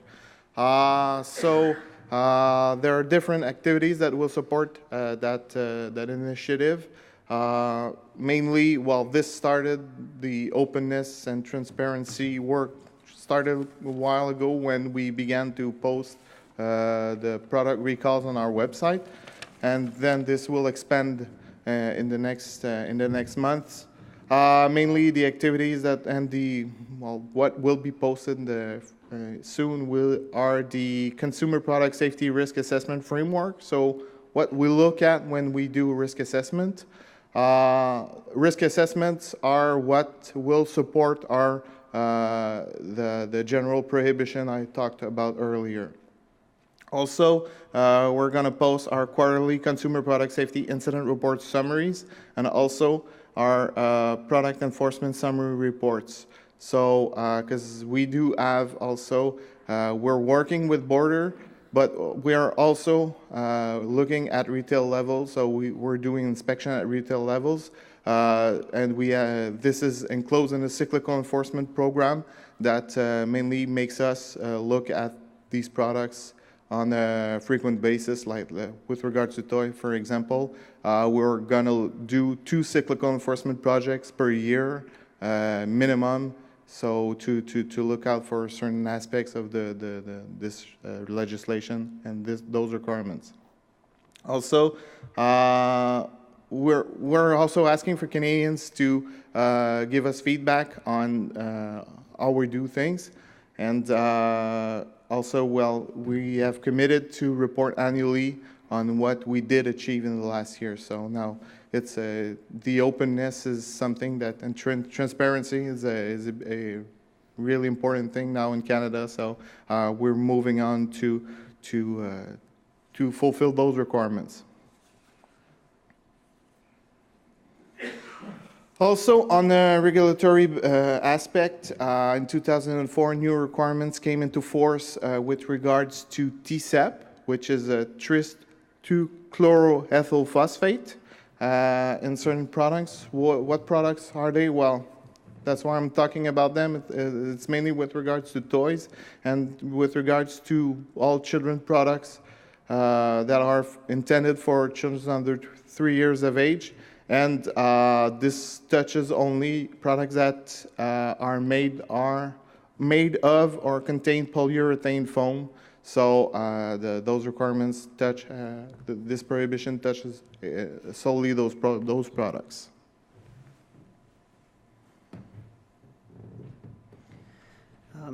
So we have a notice of proposed rulemaking for children's toys and child care articles containing specified phthalates. you heard Commissioner Burkle. She said she voted against that initiative for rulemaking, but it did go through. The CHAP came through with their report, and all of that information, the full CHAP report, including the appendices, that is all available on the CPSC website. And I will say, if you have comments about that, the comment period is open, and you should definitely take advantage of that. From a staff perspective, I have seen commissioners change their mind one way or the other across a myriad of issues. So they're not just talking heads; they actually care, and they want your feedback. So that's all I'll say about phthalates from the staff perspective. Also, there's $1 million. I want to reiterate that for for reducing third-party costs, and that is, you can look up the specific areas in which they're going to spend the $1 million. The operating plan is available on the website. That's a publicly available document. So now we're going to look at the specific requirements within both our agencies. So first, must point out, but you're probably aware of that requirements for toys are different in Canada than they are in the US. This might be an issue for you. We're aware of that. So the main place to look out for Canadian requirements is the toys regulations. This has been in place since the 70s, but we just gave it a new name in 2011 when the Canadian Consumer Product Safety Act came into force. So mainly the toys regulation will look at different hazards, which are mechanical, flammability, toxicological, electrical, and thermal hazards. So that are the main section within the toys regulations. There are also many other regulations that apply to toys. I just mentioned, even though it's not a regulation, but the TCEP prohibition with regards to polyurethane foam and for products intended for children under 3 years of age. Also, many other regulations may apply to toys. We'll see some of them when we see an example of a toy. Next slide. So, as I mentioned earlier, toy testing is not mandatory in Canada, except for some provincial requirements. So I already said a couple of information about that. So the electrical products must bear compliance certification mark from an accredited body. Also, even though no test is mandatory in Canada, they might become mandatory if Health Canada issues an order to test or to provide some information. So in the end, the best thing to do is to test prior to selling in Canada. So it helps you avoid a lot of problems, not only with us, but with regards to liability and with regards to also the distributors in Canada. Also, it's possible to obtain our test methods just by contacting us. So test methods are updated frequently. So to make sure you have the latest version, you just contact us. And it's also possible to be on our listserv. So every new update would be sent directly to you. So if you need information about the listserv, you can come and see me, and we'll see how you can be. You can opt in for the listserv. Oh. Also, I think I touched base a bit on that. We have cyclical enforcement projects. So we, like I said, we work with borders. We also work at retail level. Our cyclical enforcement projects do give us the opportunity to discuss with suppliers, to give them new information that came out since the last time we saw them. We also sample some products in some cases, but in some other cases, we ask them to provide the test results. So that allows us to allocate our resources better. So if we test the products by ourselves at our product safety lab in Ottawa, we can perform just a certain amount of testing. But if we ask for companies to provide us with their test reports, that helps us look at a lot more products than we would have with our own testing. So also the information, while we do follow up on incident reports, I discussed a bit about the mandatory incident reporting that has to be done by industry. We also receive consumer incident reports, stakeholders incident reports, and we also have competitors' complaints that come in from sometimes. So we all take that information. We look at all the incident reports, and in some cases, the investigation may lead to different measures, which may include product recall, seizure, prosecution, but also it does not necessarily mean we go up to there. It really depends on the level of risk and, as I said, the past history and the cooperation level of the establishment.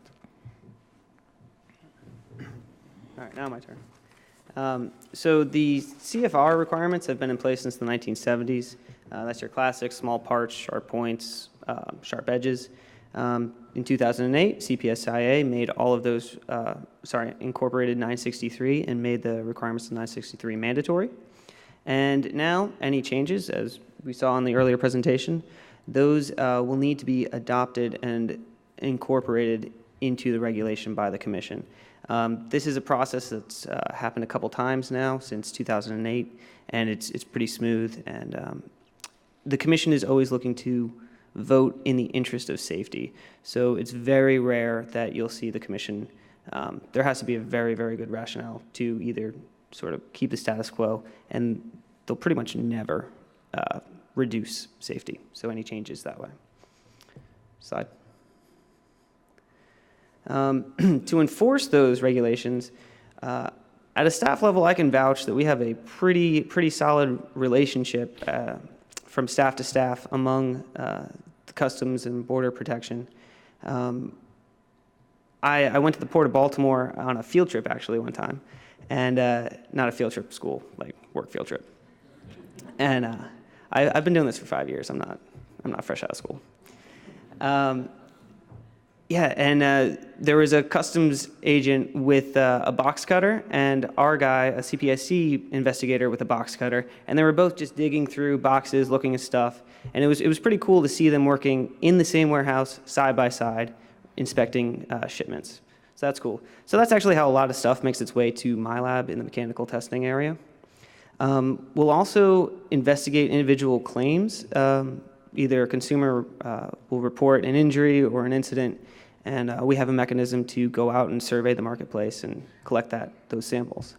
We're also constantly monitoring injury data from the NICE system, it provides a snapshot of about 100 hospitals and ERs across the United States, and that provides a pretty representative sample of what is happening, the type of injuries that are happening. And so that's one of the avenues that we'll use for data to then go out and look for different products that are causing injuries. Once it does make its way to the lab, within the lab we have mechanical, electrical inflammability, and a chemistry. And we're all in the same building. If you guys haven't been to the lab and you're in DC or just outside in Bethesda, Rockville area, happy to have you. Find me after, and we'll see if we can even bring you guys out if it's feasible. Here's something that's pretty interesting. There's a real commitment to turning around import samples within a 30-day window. That's actually a performance metric. That's how I get graded at the end of the year. How many samples, what percentage I'm actually turning around and are making their way through the process out of my lab. So when I started in 2008, we'll get it done. Now it's very regimented, and we're actually held accountable for that. So now we're going to look at a few highlights with regards to both requirements, and we use our friend Frankie. I'll let John talk a bit about Frankie. So this is actually the most fun slide in here, so brace yourselves. We try to come up with a toy that would allow us to talk about our regulations and some of the differences and similarities between Health Canada, Mexico, and the United States. So the head for Frankie toy here is an injection molded. He's got paint and hair.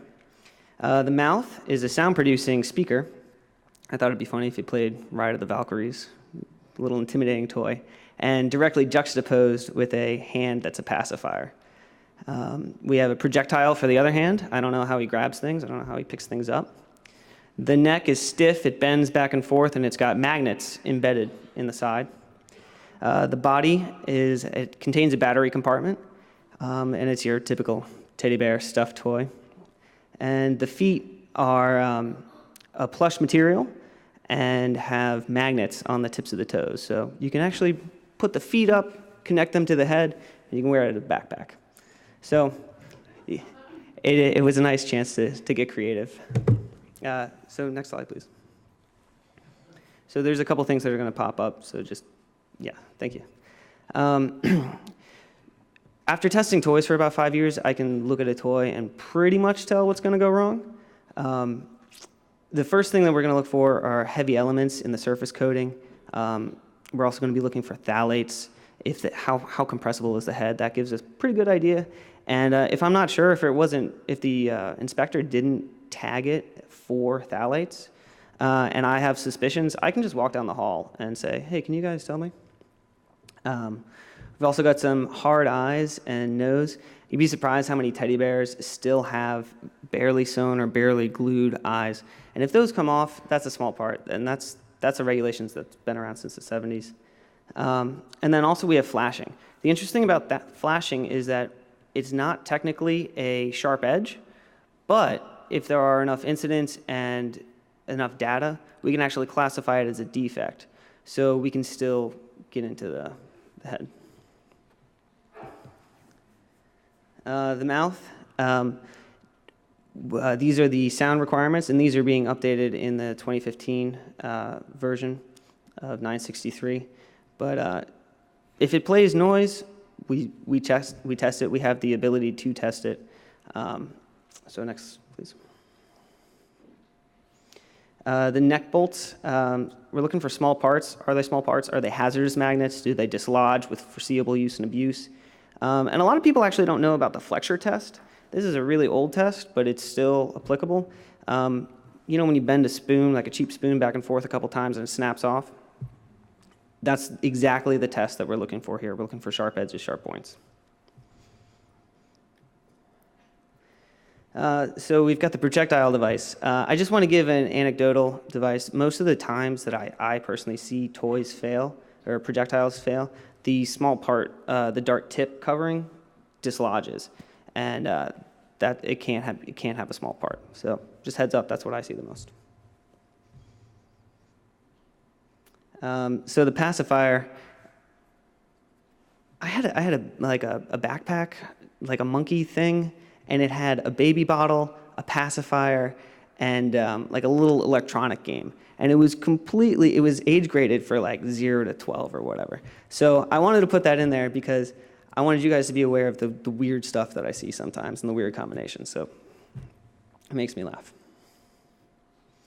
For the torso, Al talked about some of the battery requirements earlier, and you'd be surprised how many battery covers have a little hole for a screw, but the screw isn't included by the manufacturer. Somewhere along the supply chain, a screw is not added to the toy, and that's just an immediate failure.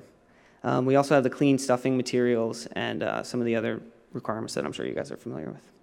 For the feet, if it has a surface coating, it would also be subject to the heavy metals requirements. I do want to mention, though, about the torso as well. There's a flammability. The flammability requirement is not there. Neil Cohen made sure that I would mention that. He that's one of his pet peeves. He gets asked a lot if a manufacturer or a tester has to do flammability testing on a torso of a stuffed animal, and the answer is no. All right, so, Gisela? So now if we move for requirements for Canada, so first if we look at the head, we're also looking at heavy metals and surface coating materials.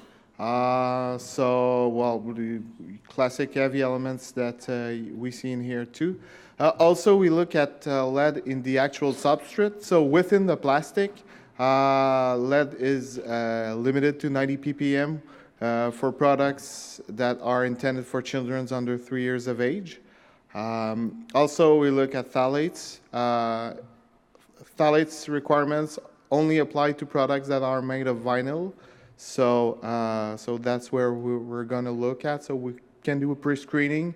Also, within the chemistry lab, also we use XRF technology. And some inspectors are accredited users of XRF, like I am.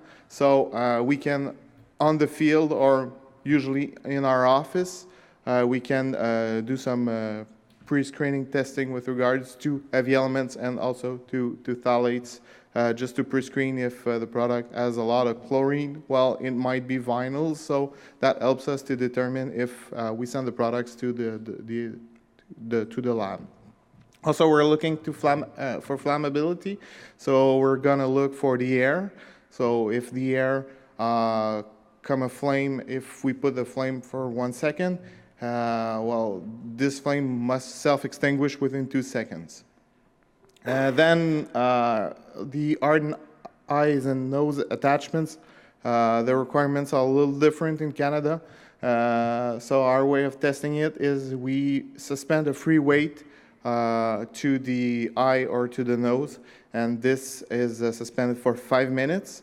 What's different also is the actual weight. So we use a 9 kilogram weight, so that is roughly 20 pounds compared to 15 pounds that is used in the US.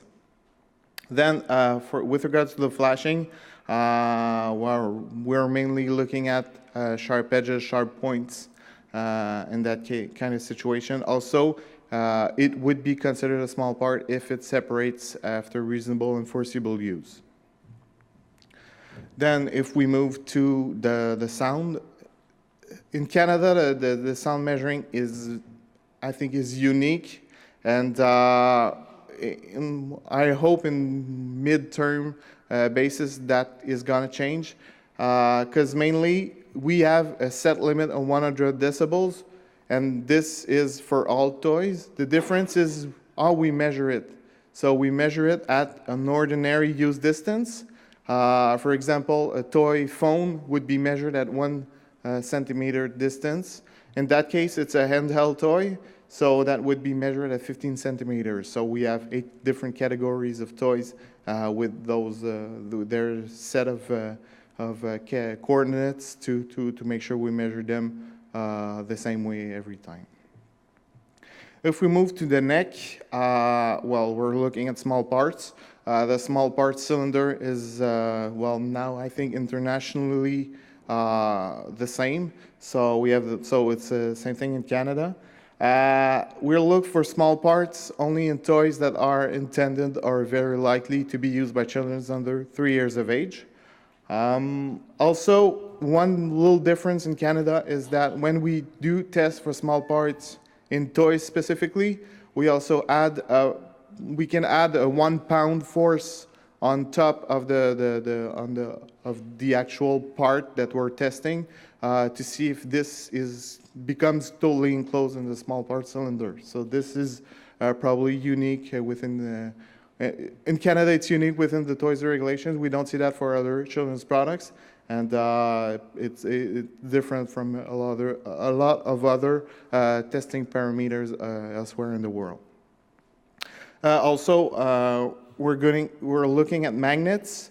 Magnets are not included in the toys regulations, but we've discussed a bit about the general prohibition. to support a prohibition of a consumer product, to determine if it poses a danger to human health or safety. We will perform risk assessments, and in that case, it was determined that magnets or components that contain powerful magnets that are considered small parts would be considered to pose a danger to human health or safety, so then they would be prohibited. We have taken actions with certain companies in Canada, and that magnets now prohibition led to the first ordered recall in Canada. So like the possibility to order recalls is there since 2011, and we've just had a couple of them. So mainly we see that voluntary measures usually work. Now if we look at the projectile, well, the only thing really we look for projectiles is if they are able to make a puncture wound, then they need to be protected with a tip that will support a 10-pound force during 10 seconds. And now for pacifiers, we also perform testing with regards to pacifiers. There's the hazardous products pacifiers regulation that touch a lot of those elements. Also, pacifiers could be regulated under the phthalates regulations if they are made of or are composed in part of vinyl. Also, the consumer products containing lead contact with mouth regulation would apply with that product. Now, if we move to the torso, we're mainly looking at stuffing and flammability. So first, flammability, we do in Canada test the actual plush for flammability. The times we're looking at the flame spread time, so it must not be 7 seconds or less. Also for the stuffing, well, it's the same thing. The stuffing must be clean. It must have no vermin, no sharpness in it. Must not be toxic, irritant. And also, the stuffing must not contain plant seeds. So that's also something that is specific to Canada. Then for the feet, well, it's things we have already seen. So flammability, since it has a plush component, we're going to test all textiles with regards to flammability, and powerful magnets. Well, we've seen it for the neck, so it's the same thing.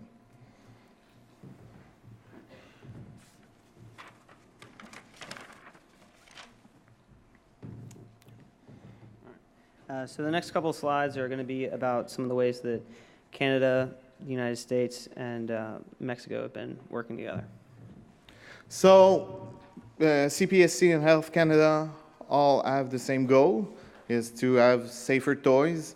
So we do work together. This is something that happens at staff level. It's not only like high-level discussions within our minister and within the chairman or the commissioners. It's really a work relation that has been established within Health Canada and the CPSC. We do that through periodic calls. We do share our best practices, our technical information. Also, we look at new hazards. We also sit on different committees, especially the ASTM subcommittee of 15.22 on the toy safety. So this also led in the last years to over 300 joint recalls that were published both by the CPSC and Health Canada. One of the biggest ways that you'll see the CPSC, Profeco, and Health Canada work together are trilateral summits. The first was held in 2011. That was in Bethesda, Maryland, just outside of D.C. The next was held in Ottawa in 2013. And this summer, they're slated for Mexico City in 2015. Those aren't just high-level meetings. Stuff actually comes out of that on a staff-to-staff level. Consumer outreach, we have a joint campaign that happened around the World Cup this past summer on focus on sports safety, and that in all 3 jurisdictions there was a public relations campaign for sports safety. You are currently experiencing industry outreach. So that's another place where we'll try and get together when we can. ICFSO, I believe Mexico is speaking at ICFSO this year, and we've got a couple other events. On a staff-to-staff level, on a technical level, Mexico wanted to use the XRF technology for quick scanning. So there was a series of round-robin testing and sharing of best practices between the 3 jurisdictions to not only help Mexico in their screening processes, but also Health Canada and the United States were able to learn from their experience and implementation of that technology. Also, that happens in partnership with the customs agencies of each of the 3 jurisdictions. So something that I didn't think was possible, but there were 6 government agencies working together on that process. So that's kind of cool. Next slide. Where the biggest highlight in the past couple of years that I wanted to touch on was the joint recalls. And this actually affects a lot of the people in this room. If you have product in all 3 jurisdictions that you know you're probably going to have to do a recall on, there is a method now to do 1 recall. You only have to go through the process 1 time. It's much more efficient for everybody involved. And it's on a voluntary basis, and we've had a couple cases of success. Next slide, please. The biggest being the Graco recall that went wide. A lot of product was quickly addressed, and all 3 jurisdictions, it was only a single process. It wasn't 3 separate stovepipe things. And so that's a pretty cool thing. So just to conclude, like I said, we all aim to the same goal, which is safe products on our markets. As we just saw, we work together to try to align our efforts, and also we are trying to work to align their requirements. There is work now being done to adapt the ASTM F963 to the Canadian market, so to develop a Canadian version of that standard. So that is one of the efforts that's being done. I don't know yet how this will, what the outcome of this will be, but actually, at least we're working on it to have this developed, to see how, if we could adopt this standard as Canadian regulations. Also, we work together with regards to recalls. Just to know, this presentation will be available, so you don't need to necessarily write all these links now. For Health Canada, the 4 links there, the first one is with regards to the Consumer Product Safety Program, so what we do in our department. Also, the second one is for mandatory incident reporting. The third one is with regards to industry guidelines. So if you are manufacturing or importing one specific product, we might have industry guidelines on our website with regards to that product. And finally, the last one is with regards to our recall posting, product alerts, and advisories that we post frequently. And then obviously the CPSC website contains a lot of information, and if you want to find me afterwards and I can't answer your question, I'll definitely point you in the direction of somebody who can. Merci. And thank you.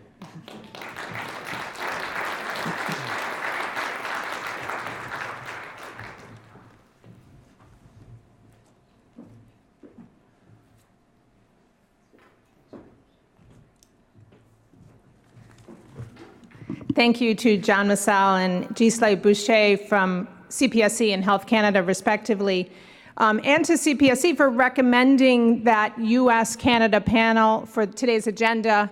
It ties in well with our theme today. Actually, let me introduce myself. I am Joan Lawrence. I am Vice President of Standards and Regulatory Affairs for the Toy Industry Association. Al Kaufman referred to me and himself this morning as TIA's walking wounded. We are each recovering from our respective major surgeries of the last couple months. And so this year I got to add to my job description, you know, the fact that I trade injuries with Al Kaufman and tag team roles with him from time to time. Al's going to be back on our program in just a bit. We discovered with his injury, that full leg brace made a wonderful kickstand. So we are going to put him back on the stage. It props him up, and we can just let him go and talk and impart some of that knowledge to all of you. Perhaps you've detected an underlying theme in our program here this morning. It was premeditated. What you've heard thus far falls under the theme of the Americas. And our next panel will help tie up that theme for us and help transition us to the next theme. It's actually a two-part theme for today. We have the Americas, and what will fall after that we unofficially refer to as everywhere else. And so we'll have a couple more speakers after that take us through some of the other areas of the world beyond the Americas. It is my pleasure, though, to introduce to you the next panel. We call this the Port Report. You've heard about how CBP, the U.S. Customs and Border Protection, and CPSC have a joint initiative at the ports. We're going to hear more about that. We're going to hear about some of the activity and its impact on the toy industry of the last year. So it's my pleasure to introduce to you our next speakers. We have Ed Ryan, Supervisory International Trade Specialist for U.S. CBP, and Jack McDaniel, International Trade Specialist with the U.S. Consumer Product Safety Commission. Thank you both for being here.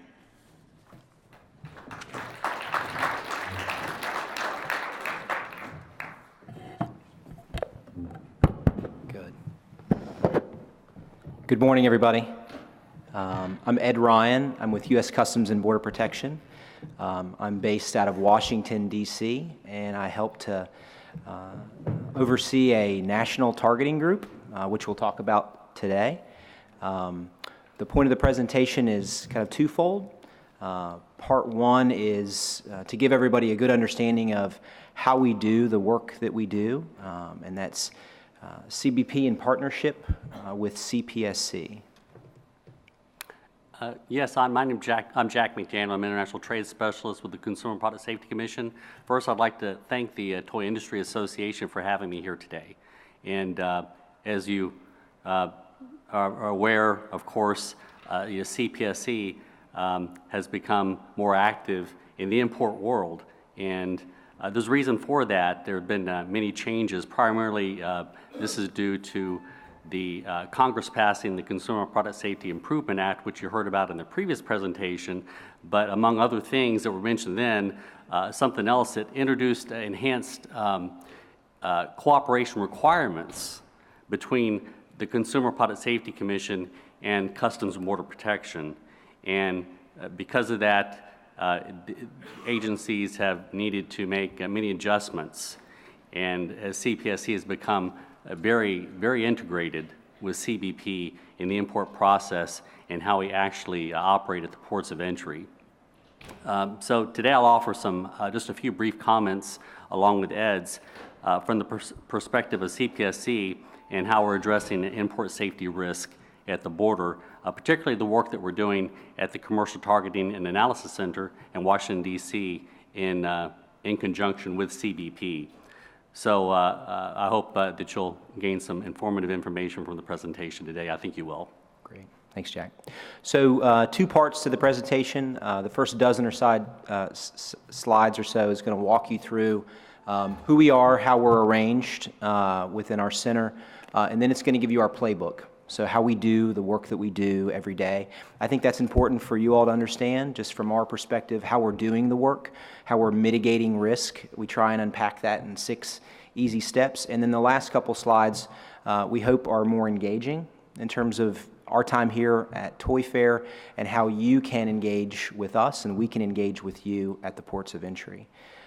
So first, why were we established? Jack and I are from different agencies. CPSC, CBP, two different missions, one regulatory, one law enforcement at the ports of entries and between those ports of entries on our northern and southern border. So understanding at a basic level, government agencies inherently want to share information. They want to partner, but sometimes laws can work against such sharing. So Privacy Act, trade secrets limit the ability for me to share information with Jack on a product that he might regulate, right? So our office, the CTAC, is very much in response to that need for information to share information between customs and regulatory agency, not just CPSC, but a gamut of agencies. Next slide, please. So here are the federal agencies that are now working at our Joint Targeting Center in Washington, D.C. There's 11 agencies who are all co-located, and they've all done one thing, even though they all do very much different things from a regulatory perspective. They've all endeavored to come together at one place to do import safety targeting and share information around that. So there's some complexities as to how best to do that. So co-location has been a staple in terms of how we've built those partnerships. So each one of these agencies has signed on to a MOU, or a Memorandum of Understanding, which essentially states that folks like Jack, folks like me will come together, we'll sit at one location, we'll share information about regulated products, I'll share information about imports, and we'll do that work together. We're looking at adding additional agencies in the future, but I think it's important to note the role of CPSC in initiating the CTAC. They were the first agency to sign a bilateral MOU with CBP to share import information, to share safety information for the purpose of import safety. Next slide, please. So that gets us up to the point of what's our process, what's our playbook. It's important for you all to know how we do our line of business at Customs and Border Protection. These 6 steps help to kind of unpack each one of those things. So we're identifying risk, import safety risk. We'll talk about that a little bit. We're qualifying or we're scoping that out. I heard some good comments about business to business versus business to buyer or individual. We'll talk a little bit about where we do our work. We target. So when we talk about targeting, it's important to note we're talking about cargo. As it's moving into the country, there's a process for importation. Physical examination is an important part of our 6-step mitigation strategy. So you have to look at the products, which means people at ports unloading containers of merchandise, looking at that merchandise, right? There's an evaluation process, which we've heard already a lot about this morning, and then we're reporting out on that. So we're going to take just a little bit of time and talk about each one of these things. Next slide, please. Actually, could you go back one slide? Jack, did you have a comment? The thing I just wanted to point out here, everyone, is the key word here in this particular slide, this methodology, is mitigation. That's in the smaller print. The 6 steps pointed out there, they kind of, probably the words that jump out at you are target and examine, because you target something, that means we stopped your shipment, and an examination comes after that. I just wanted to point out that most often it does mean a physical examination when you do target a shipment. Not always. Doesn't happen 100% of the time. The idea is to mitigate the risk. So oftentimes we are able to gather more information after a shipment has been stopped. We gather other shipment data, we do a document review, we're able to view that information and then mitigate that risk and release without doing the examination. Oftentimes this would go unnoticed to the importer because you just know that we stopped your shipment. If it gets examined, you know about that too. But if it's released without examination, you don't know that that took place.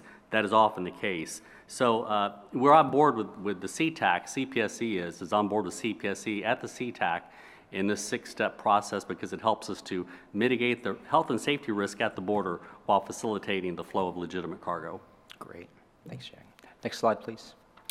So probably the number one question we get when we go out and do presentations and we speak to other groups or other agencies for that matter is how do we find risk? So this slide helps us to think about where we would find import safety risk. So we'll quickly go through here in terms of where we would find risk at our center. So understanding each one of those regulatory agencies that we talked about maintains their own laboratory and scientific services. So it's important to think about the work that those folks are doing from a data perspective, right? So there's human beings doing testing work, but at the end of the day, all of that has to be logged in a technical way. our ability to draw in that information from a targeting perspective is very valuable.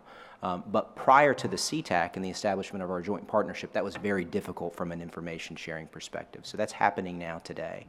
Other areas that help us to think about risk are allegations from the public, which we'll talk about here shortly. Laws and regulations, understanding that those can change quickly. Our ability to adjust to new laws and regulations from a risk perspective is important. Product recalls, right? So every agency that we have partnerships has the ability to pull product off the shelf. That doesn't necessarily mean that imports will stop. There needs to be some stopgap measure from a customs perspective to help ensure that. Port seizures, so understanding that there are nearly 400 ports within the United States and thousands of ports across the world. Watching the seizures that occur at those particular ports is very important to us, and we get a lot of intelligence from there. I was really happy to hear Chairman Kaye talk about trade intelligence. We did have about 30 seconds walking in to discuss that, so I think we're on the same page in terms of a joint strategy. Next slide, we'll talk a little bit about what trade intelligence is. Next slide, please. So trade intelligence is this, kind of the confluence of these three things coming together. So me, Jack, you, right? I think this is trade intelligence in terms of what we're talking about. So Chairman Kaye mentioned vendors, likely who are doing business and will find a way to get into the country that violative product. What you do with that information is very important to us. Whether that gets locked away in a filing cabinet or you just make that choice to not make that purchase, your ability to communicate that to CBP or CPSC is very important. So those two things help us think about where we identify risk. So if we go into the next slide, this helps us to think about products as they're imported into the country, each one of those products needing to be classified by their harmonized tariff schedule. Customs thinks in terms of these products in terms of duty, right? So each product has an associated duty to that, which would require classification. When we think about different products, it's nice to think about products kind of on a spectrum, right? Regulatory agencies coming over top of that. So understanding more than one agency, as many of you likely know, more than one agency can regulate a product, right? So we heard about TSCA this morning, so EPA is in the mix in terms of toy regulation. So at the CTAC, this is especially helpful because we can bring all those agencies together to mitigate that risk together, right? So understanding it's better business if we're looking at the product at the same time, right, as opposed to multiple steps downstream. So when you think about helmets, right, this can be a bicycle helmet or this can be a motorcycle helmet. When it comes into the country, there's no distinction between the two. It's a generic basket provision at import. So it's important to think about, well, how CPSC could do its role along with the Department of Transportation in looking at high-risk shipments. We think about like what those really high-risk products are at import. I guess the red dot in the middle is the Frankendoll that we saw earlier, right? So maybe there's wheels, there's meat inside there somewhere. I'm not quite sure. But thinking about all those risks collectively as one unit is entirely helpful. So this is how we qualify risk. Next slide, please. Location becomes very important when we start to talk about qualifying risk. So I heard a little bit of discussion earlier about express consignment, mail facilities, these being the new and emerging risks within our country, not necessarily large maritime commercial vessels coming in. So it's important to note that U.S. Customs and Border Protection is at each one of those facilities. We're doing work in those facilities. We're looking to be more proactive in those facilities with our partner, CPSC, and other agencies in the future. So when we start to think about risk, though, it's good to think about risk nationally. So that manufacturer, that vendor who's selling product in Seattle could also very easily be selling product in San Juan or San Diego or Savannah. So as we're building targeting rules, as we're doing cargo targeting, we need to think about the ability of that entity bringing product at any one of these locations. Next slide. So that gets us through how we identify risk, how we would qualify or scope out risk. Next is targeting. So this is how we would structure risk. Jack's going to talk a little bit about how we do that. But just from top down, this is how we structure our day, kind of the 9 to 5 in terms of where we're spending the most amount of time. Thinking about repeat violators for product safety, thinking about those that are doing counterfeiting, using that valuable trade intelligence that's provided to us, those unknown entities, and looking at products that present an inherent risk. Yeah, it's important to note also that our targeting from the CPSC perspective through the Commercial Target Analysis Center on a national level is always risk-based. It's never random. So that's why information is so critical here, because if you think about it, targeting is all about information, isn't it? Recall from the beginning, the data that we receive initially is transmitted to us by the carriers and then by the importers, and usually it's through, as importers, it's through your broker. So we receive that information electronically, and we have to compare that data against a variety of other data elements, a lot of other information. So we have to put these pieces together. We have to make a risk assessment, and we have to do it rapidly. We have to make a quick assessment. So obviously the more information that's provided to us early on, early filing, is very important. It helps us to manage that risk at an earlier point in the entry process. Also, in harmony with the diagram that you see here, our targeting models actually focus on screening history, previous violations, unknown entities, unknown occurrences. This is because those are the critical areas that actually help us make a quicker risk assessment and manage that risk and then mitigate it. Great. Next slide, please. So we walked through how we're identifying risk, where we're finding that in terms of scoping it out. We've made a decision to target a shipment, and now it's time to examine the product. This talks a little bit about the examination process, the work that we're driving from our joint center in terms of the number of shipments we're stopping on a day-to-day basis. But it's always a good point in the presentation to stop at this point and understand that there's people involved on both sides of this decision. So both from the government side on a resource perspective in terms of the dollars spent with storage, examination facilities, the officers that need to be involved in those, and then also from a trade perspective. So understanding, $1,500 is the going rate for devanning a shipment in Long Beach. That's important for us to know, right? So in terms of examining the freight, it's part of the process, but what comes after this is important for us to think about from a data perspective. So next slide, please. So we get back to the rationale and the need for partnerships. When you think about the various regulatory agencies, think of them in terms of silos or stovepipes in terms of information management. Each one of these agencies is acting under their own jurisdiction to maintain law enforcement information, testing information, using the center to bring all of these agencies together to understand the string of events, right? So if we can make a decision much more timely because we have information from the CPSC logbook or the RAM, then that allows us to expedite trade much more timely. So this is part of our evaluation process in terms of bringing together data. Next slide.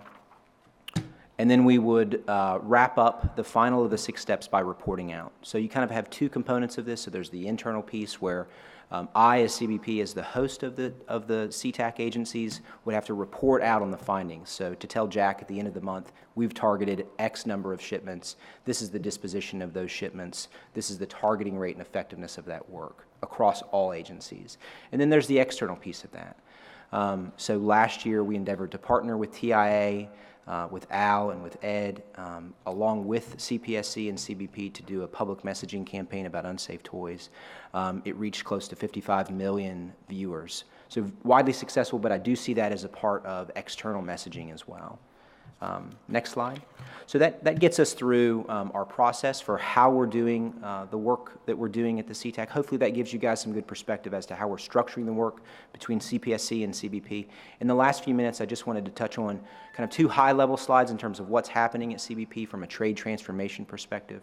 So CBP, U.S. Customs, one of the oldest agencies in U.S. history, has restructured itself in terms of how it's doing trade processing.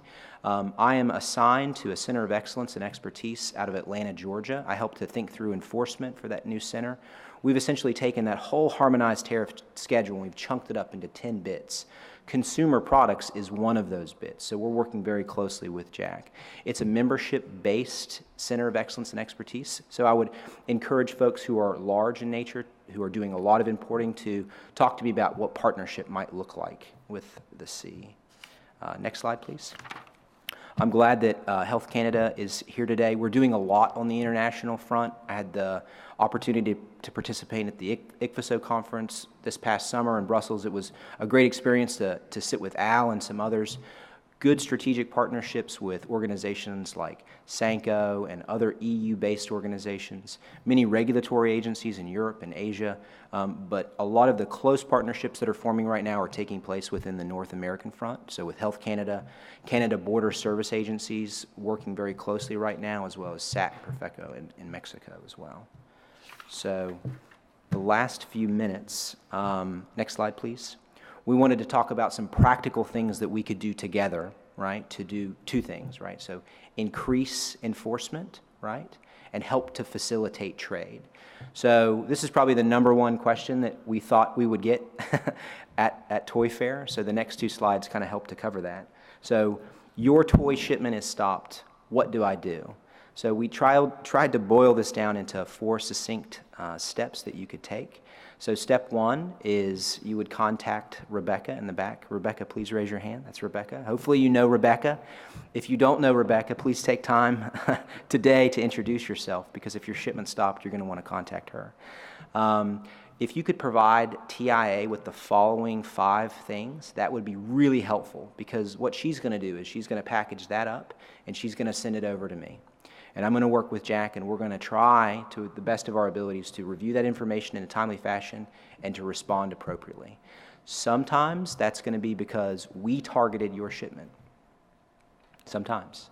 Other times it will be because the local port targeted your shipment. But we have committed to having an open line of dialogue with Rebecca and with you to help mitigate those stoppages. Yeah, and I just wanted to say that this is a unique line of communication that CBP is offering up to TIA members. In fact, I'd say it's quite unprecedented. So I hope you take advantage of it, because I don't know if you've ever had the experience of, if you work with a broker or you've tried to contact with the port, find out why your shipment is held, you just run into a brick wall, right? That no information. Your broker tells you, I don't know, they stopped it, I don't know why. But this is actually giving you an avenue to get that information, to know not only was your shipment stopped, but why it was stopped.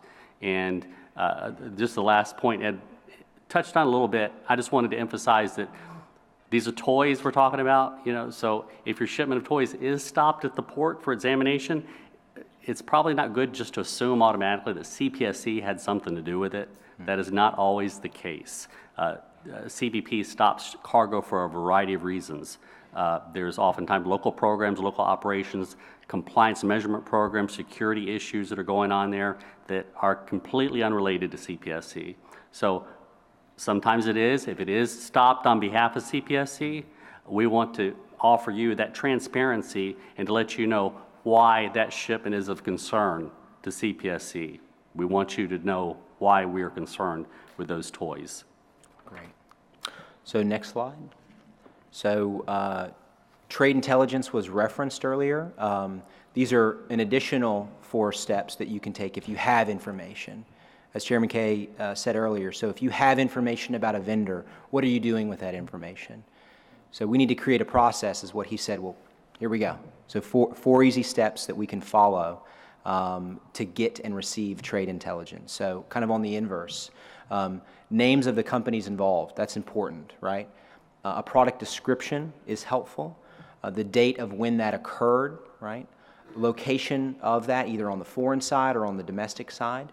And then the violation that you suspect is occurring. Again, you can provide that directly to Rebecca, or you can use our internal e-allegation system, and you can submit that information anonymously to us. All those allegations will come directly to our office, and we'll receive those and process those accordingly with CPSC. So just in closing, Jack wanted to, next slide, thanks.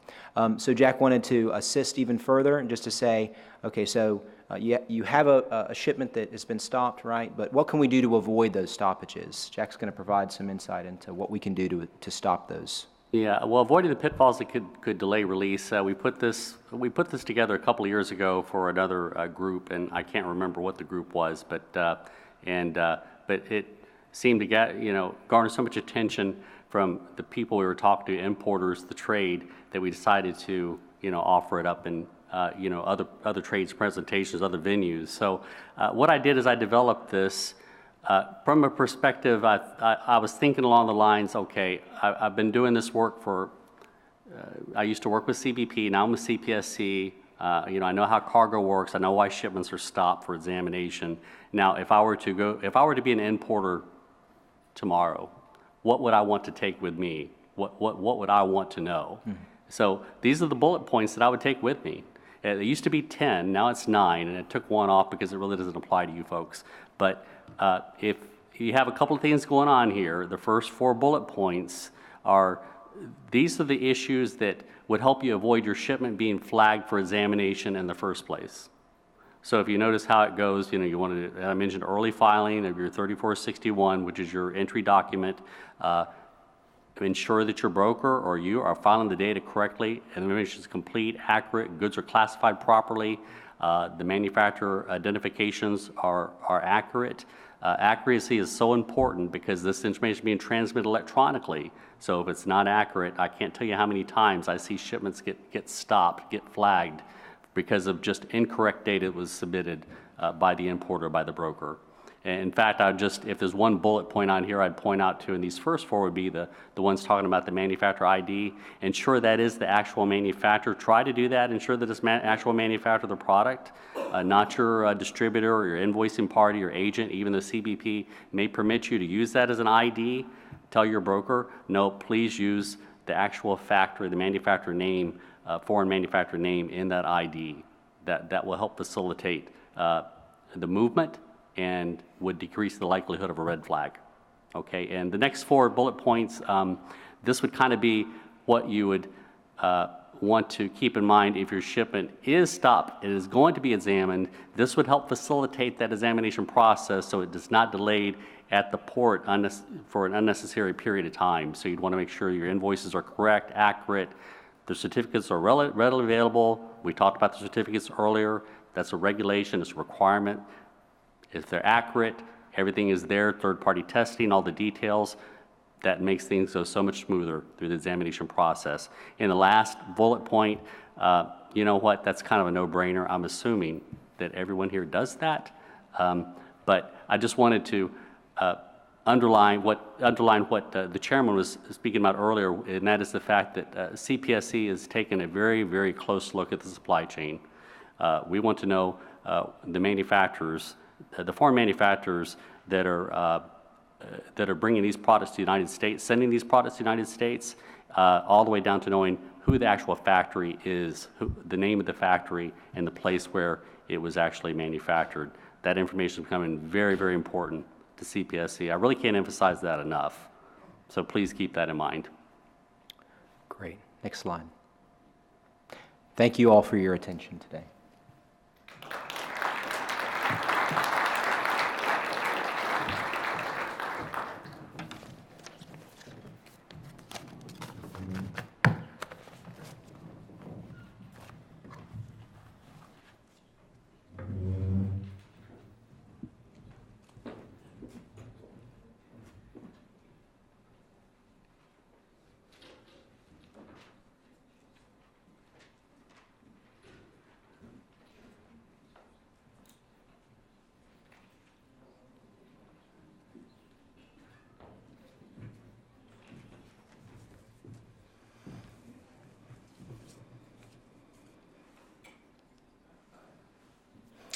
All right. Hi, everybody. And by the way, thank you for sticking with it. I see we've thinned out a little bit, but most people are still here. So we're trying to end on time at 12:30 and still leave adequate time for questions that you might have. So now we're going to talk a little bit about, as Joan mentioned, everywhere else. We're going to talk about what's gone on in the European Union. And then we're going to talk a little bit about there's been some activity in the Gulf region, particularly the Gulf Cooperation Council countries. And I will say that there are other hot spots that we're not going to cover here just in the interest of time. But if, for instance, you import or you export product to Indonesia, the Philippines, any number of other countries where you're encountering difficulties. TIA is active in a number of those areas, so please get in touch with Joan or Rebecca or myself, and we can fill you in on what information we have for those territories. So, next slide. The Toy Safety Directive, real quickly, most of the requirements became effective in July 2011, with the exception of chemical requirements, which became effective in July 2013. I think most of you are aware that EN 71 was pretty much aligned with ISO 8124 and also ASTM F963-11 in terms of heavy metals until the TSD required a change to expand from 8 elements to 19. It set differing limits for what are called liquid and sticky materials, scraped off materials, and then dry powder-like or pliable materials. There are different limits for each of those 3 categories of materials. And there's also a prohibition of CMR substances above defined limits in toys. Next slide. It required a safety assessment as part of the technical file, including a chemical safety assessment, but that safety assessment certainly could be risk-based. It didn't have to be hazard or presence-based. It defined responsibilities of the various economic operators, distributors, manufacturers, retailers. Each of them have under the Toy Safety Directive, a defined set of responsibilities for ensuring safety. There's no requirement for third party, or frankly, there's no requirement for testing, period. But you must have a technical file and be able to show that to the authorities on request that provides substantiation for compliance. And you are required to provide a certificate of conformity. Okay. So what's happened since the Toy Safety Directive became effective, and this is in the last year or so. There was actually a German attempt to enforce differing limits for barium, lead, antimony, arsenic, mercury, nitrosamines, and nitrosatable substances. They actually were sued by the European Commission. It ended up in the European Court of Justice, and at this point, it looks like it's essentially dead. I suspect that Germany may appeal, but it isn't likely that they're going to get very far. There is a European Commission proposal to tighten lead limits. Actually, that was rejected by the member states. So I'm not sure that that's going to rear its head again. Just recently, in the last week or two, SHARE, which is the Scientific Committee on Health and Environmental Risks, actually they proposed it some time ago. I think it was July or August. TIA commented, TIE commented, a number of others commented, frankly, because the proposal was not based on any kind of sound science. What they wanted to do was to tighten the chromium-6 limits. First of all, chromium-6 is not typically found in toys. Even the SHARE committee admitted that chromium-6 toys are not a significant source of exposure. Children probably already have gotten to the tolerable daily intake through food and water. Despite all of that, they decided that they would allocate 5% of the TDI to toys and also lower the TDI in terms of micrograms per kilogram of body weight. So what that means is that the chromium limits would be potentially tightened by as much as a factor of 25, depending on what type of material you're talking about. There are also nitrosamine, nitrosatable substance limits, and as well as polynuclear aromatic hydrocarbons. So there's a whole number of requirements that have gone in place. You're probably getting the idea that Europe seems to be particularly paranoid about chemicals, because that's where most of the regulatory activity has been. So next slide, please. There's been a limit for BPA, bisphenol A, in EN 71-9 for a while. It's actually been added to the TSD, which gives it sort of added legal force, and it'll be effective in December 2015. The European Commission proposed restrictions on benzoisothiazolinone, phenol, and then the CMI is methylisothiazolinone and methylisothiazolinone, which are in combination in a preservative called Kathon, which you probably have heard of. Actually, there was a proposal to restrict all of those substances in toys, but the member states rejected it. It looks like the Commission will probably go back to the drawing board, separate all of those into individual directives and resubmit them. So we'll sort of film at 11 on that one. There is the formamide limit in EVA foam mats, which has gone through a lot of conversation. Some countries sort of jumped the gun. France and Belgium, notably, actually put their own requirements in place. In fact, there's still a ban in place in France because the formamide limit was pending in the rest of the European Union. We expect that to go away as soon as that EU limit is triggered.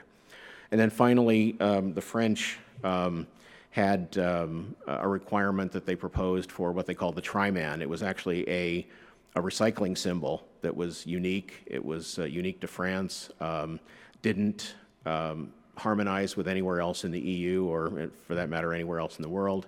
There was a lot of pushback from industry and also from Brussels, and what they eventually did was decided that you didn't have to label your package with that Triman mark, but you do, starting in January 2015, you do have to have it on your website. So if you are not complying with that, that's something that you need to look into, although there's probably not going to be enforcement for the first 6 months. They've announced that as well. Next.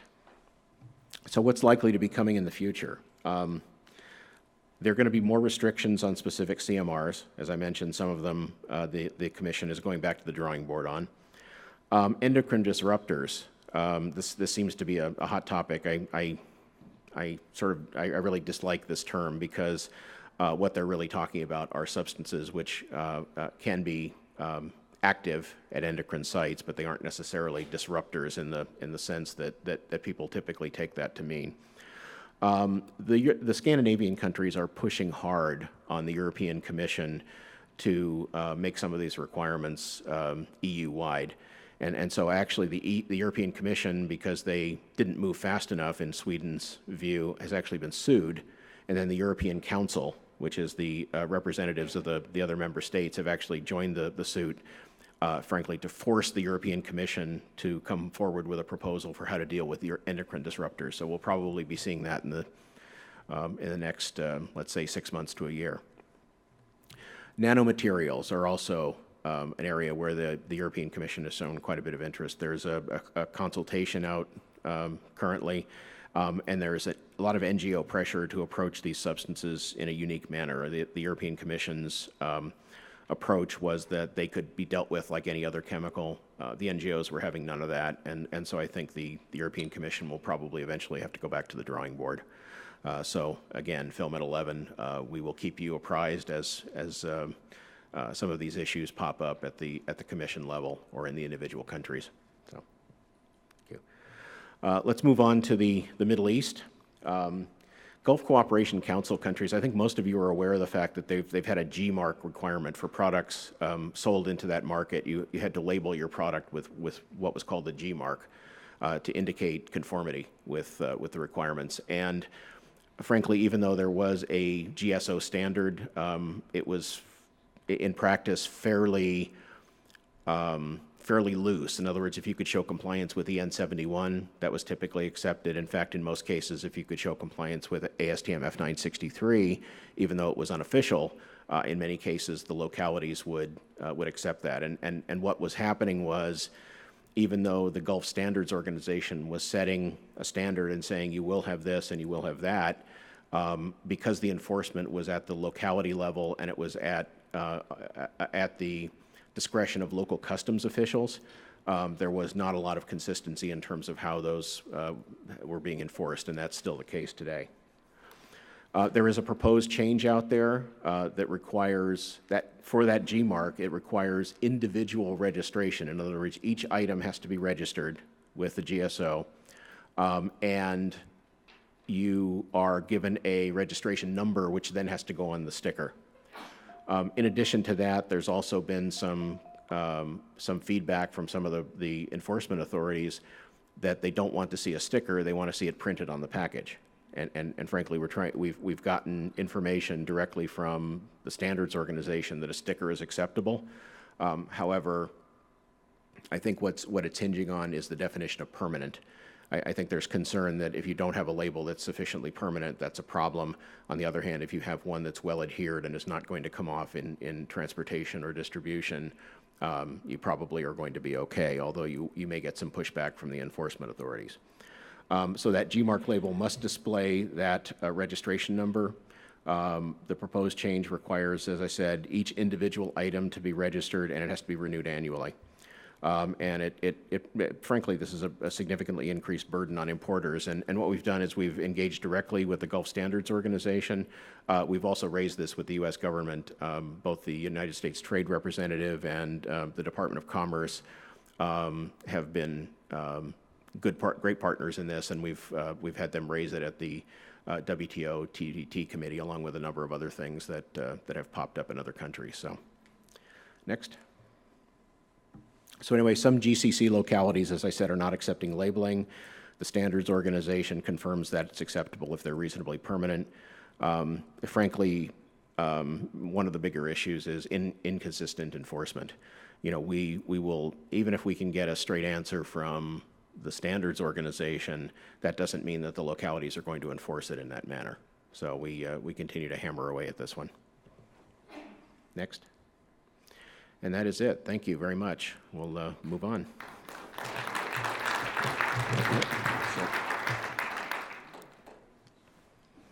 Okay. I'm going to introduce Jennifer Gibbons, who's our Senior Director of State Government Affairs for TIA, and she's going to talk about some activities in the U.S. states. This also qualifies as everywhere else. Thanks. Sorry about the water.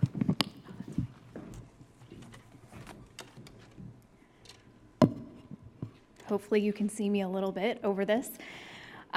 So we wanted to just give you a brief update on some state issue trends that are impacting toys and other children's products, to give you some context for why this might be important for everybody to be paying attention to.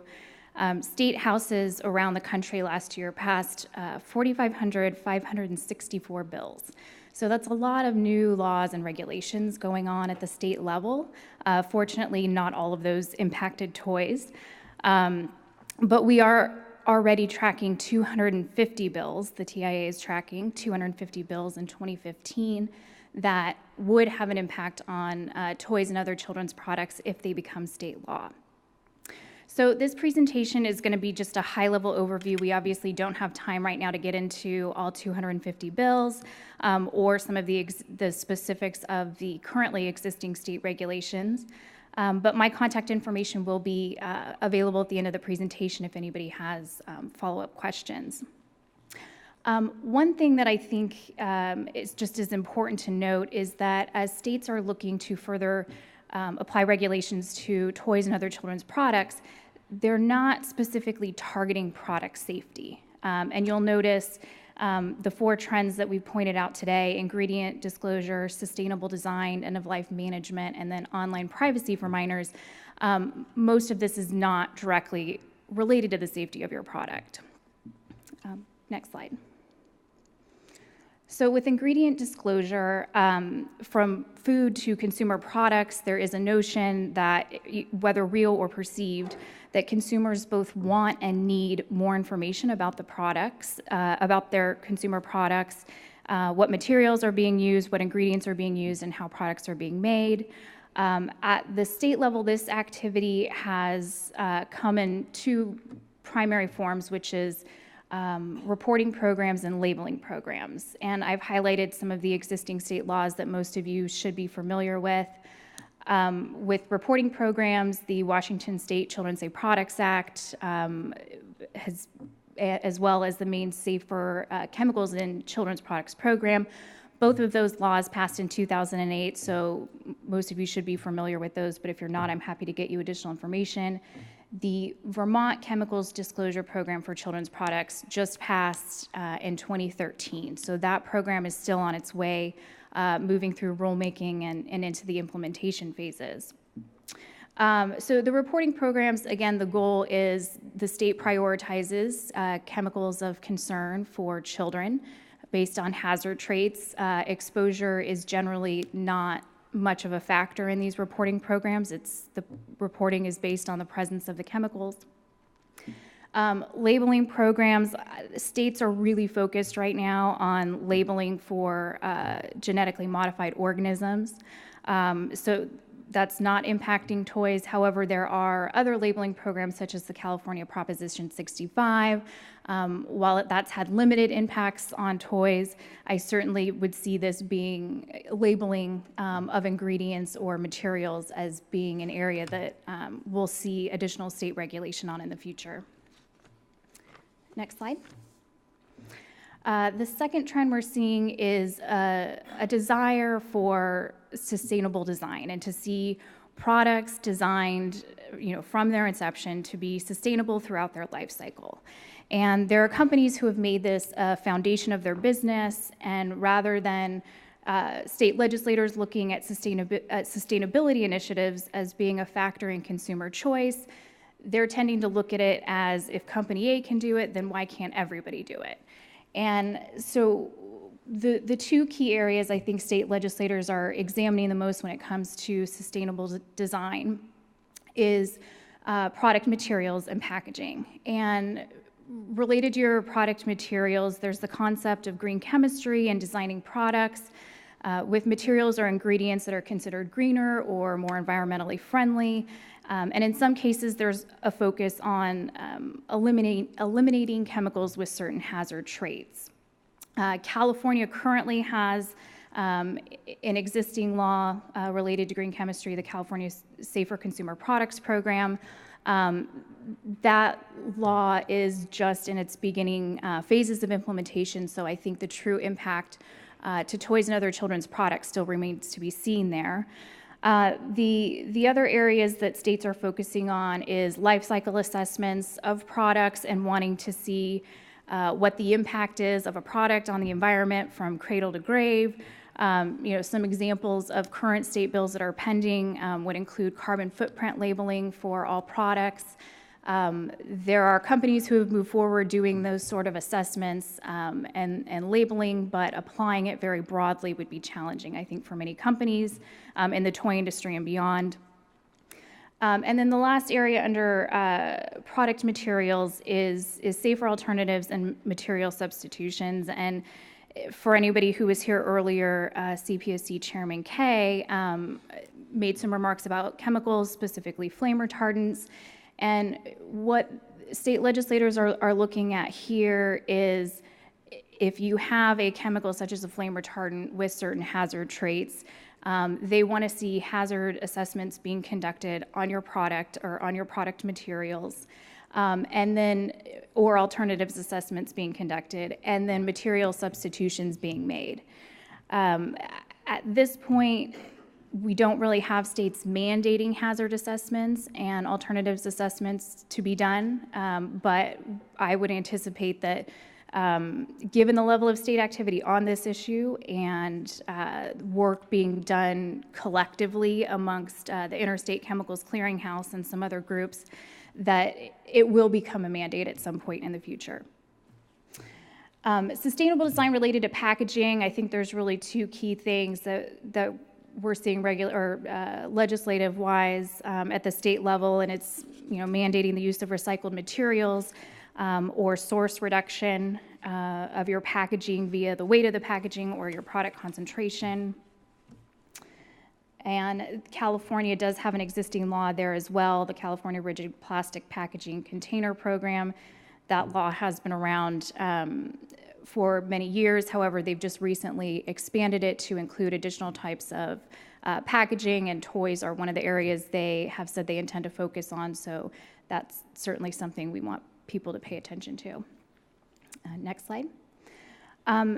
End-of-life management, not only is sustainable design a growing movement at the state level, but the principle of extended producer responsibility and manufacturers either taking back products, product components, or packaging at the end of its useful life, or paying for product stewardship is a growing issue of interest at the state level.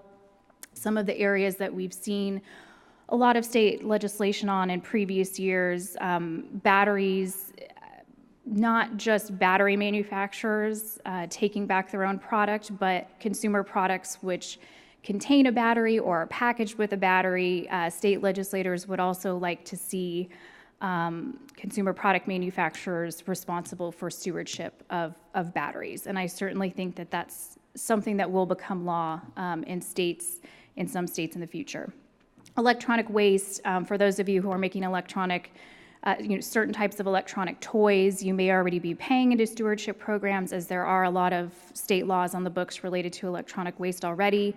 I bring this up as an issue for the broader spectrum of electronic toys, as state laws are becoming broader in their scope and including less traditional electronic waste products.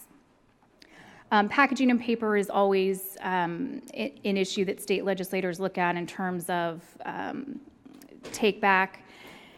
And I have plastics on here. There's several states that are looking at marine debris.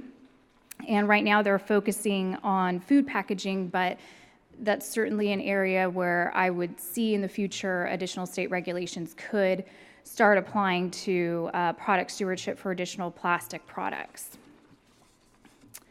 And then next slide, online privacy for minors.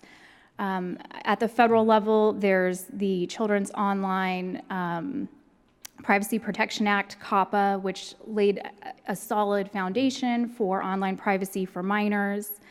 However, trying to keep pace with rapid changes in technology and the increasing use of the internet and internet-connected devices, states are having a renewed focus on how they can best protect children's online privacy. There was a recent report to the Maryland legislature that included a couple of interesting facts that I wanted to share. Over 70% of U.S. households today have internet access, and 30% of children 3 to 5 and 50% of children ages 6 to 9 use the internet on a typical day. Recent research has also shown that almost twice as many children are using mobile media now as they were just 2 years ago, and the average amount of time children spend using mobile devices has tripled. So given these facts, state legislators are, again, as I mentioned, have a renewed interest in looking at how state laws can both keep pace and maybe go beyond what's already in federal law. Related to online advertising, Do Not Track, I think, is self-explanatory. Minors' personal information and content, many of you may be familiar with eraser button legislation. We're seeing that pop up in several states. And mobile apps, looking at how states can better regulate data collection, especially that which is tied to user experiences. So these are the various areas I would expect to see states stepping in and creating additional regulations which would apply to toys. And that is the end of my very quick presentation. If anybody has any questions on the existing state laws or any of the current pending legislation, please feel free to email or call me. And thank you.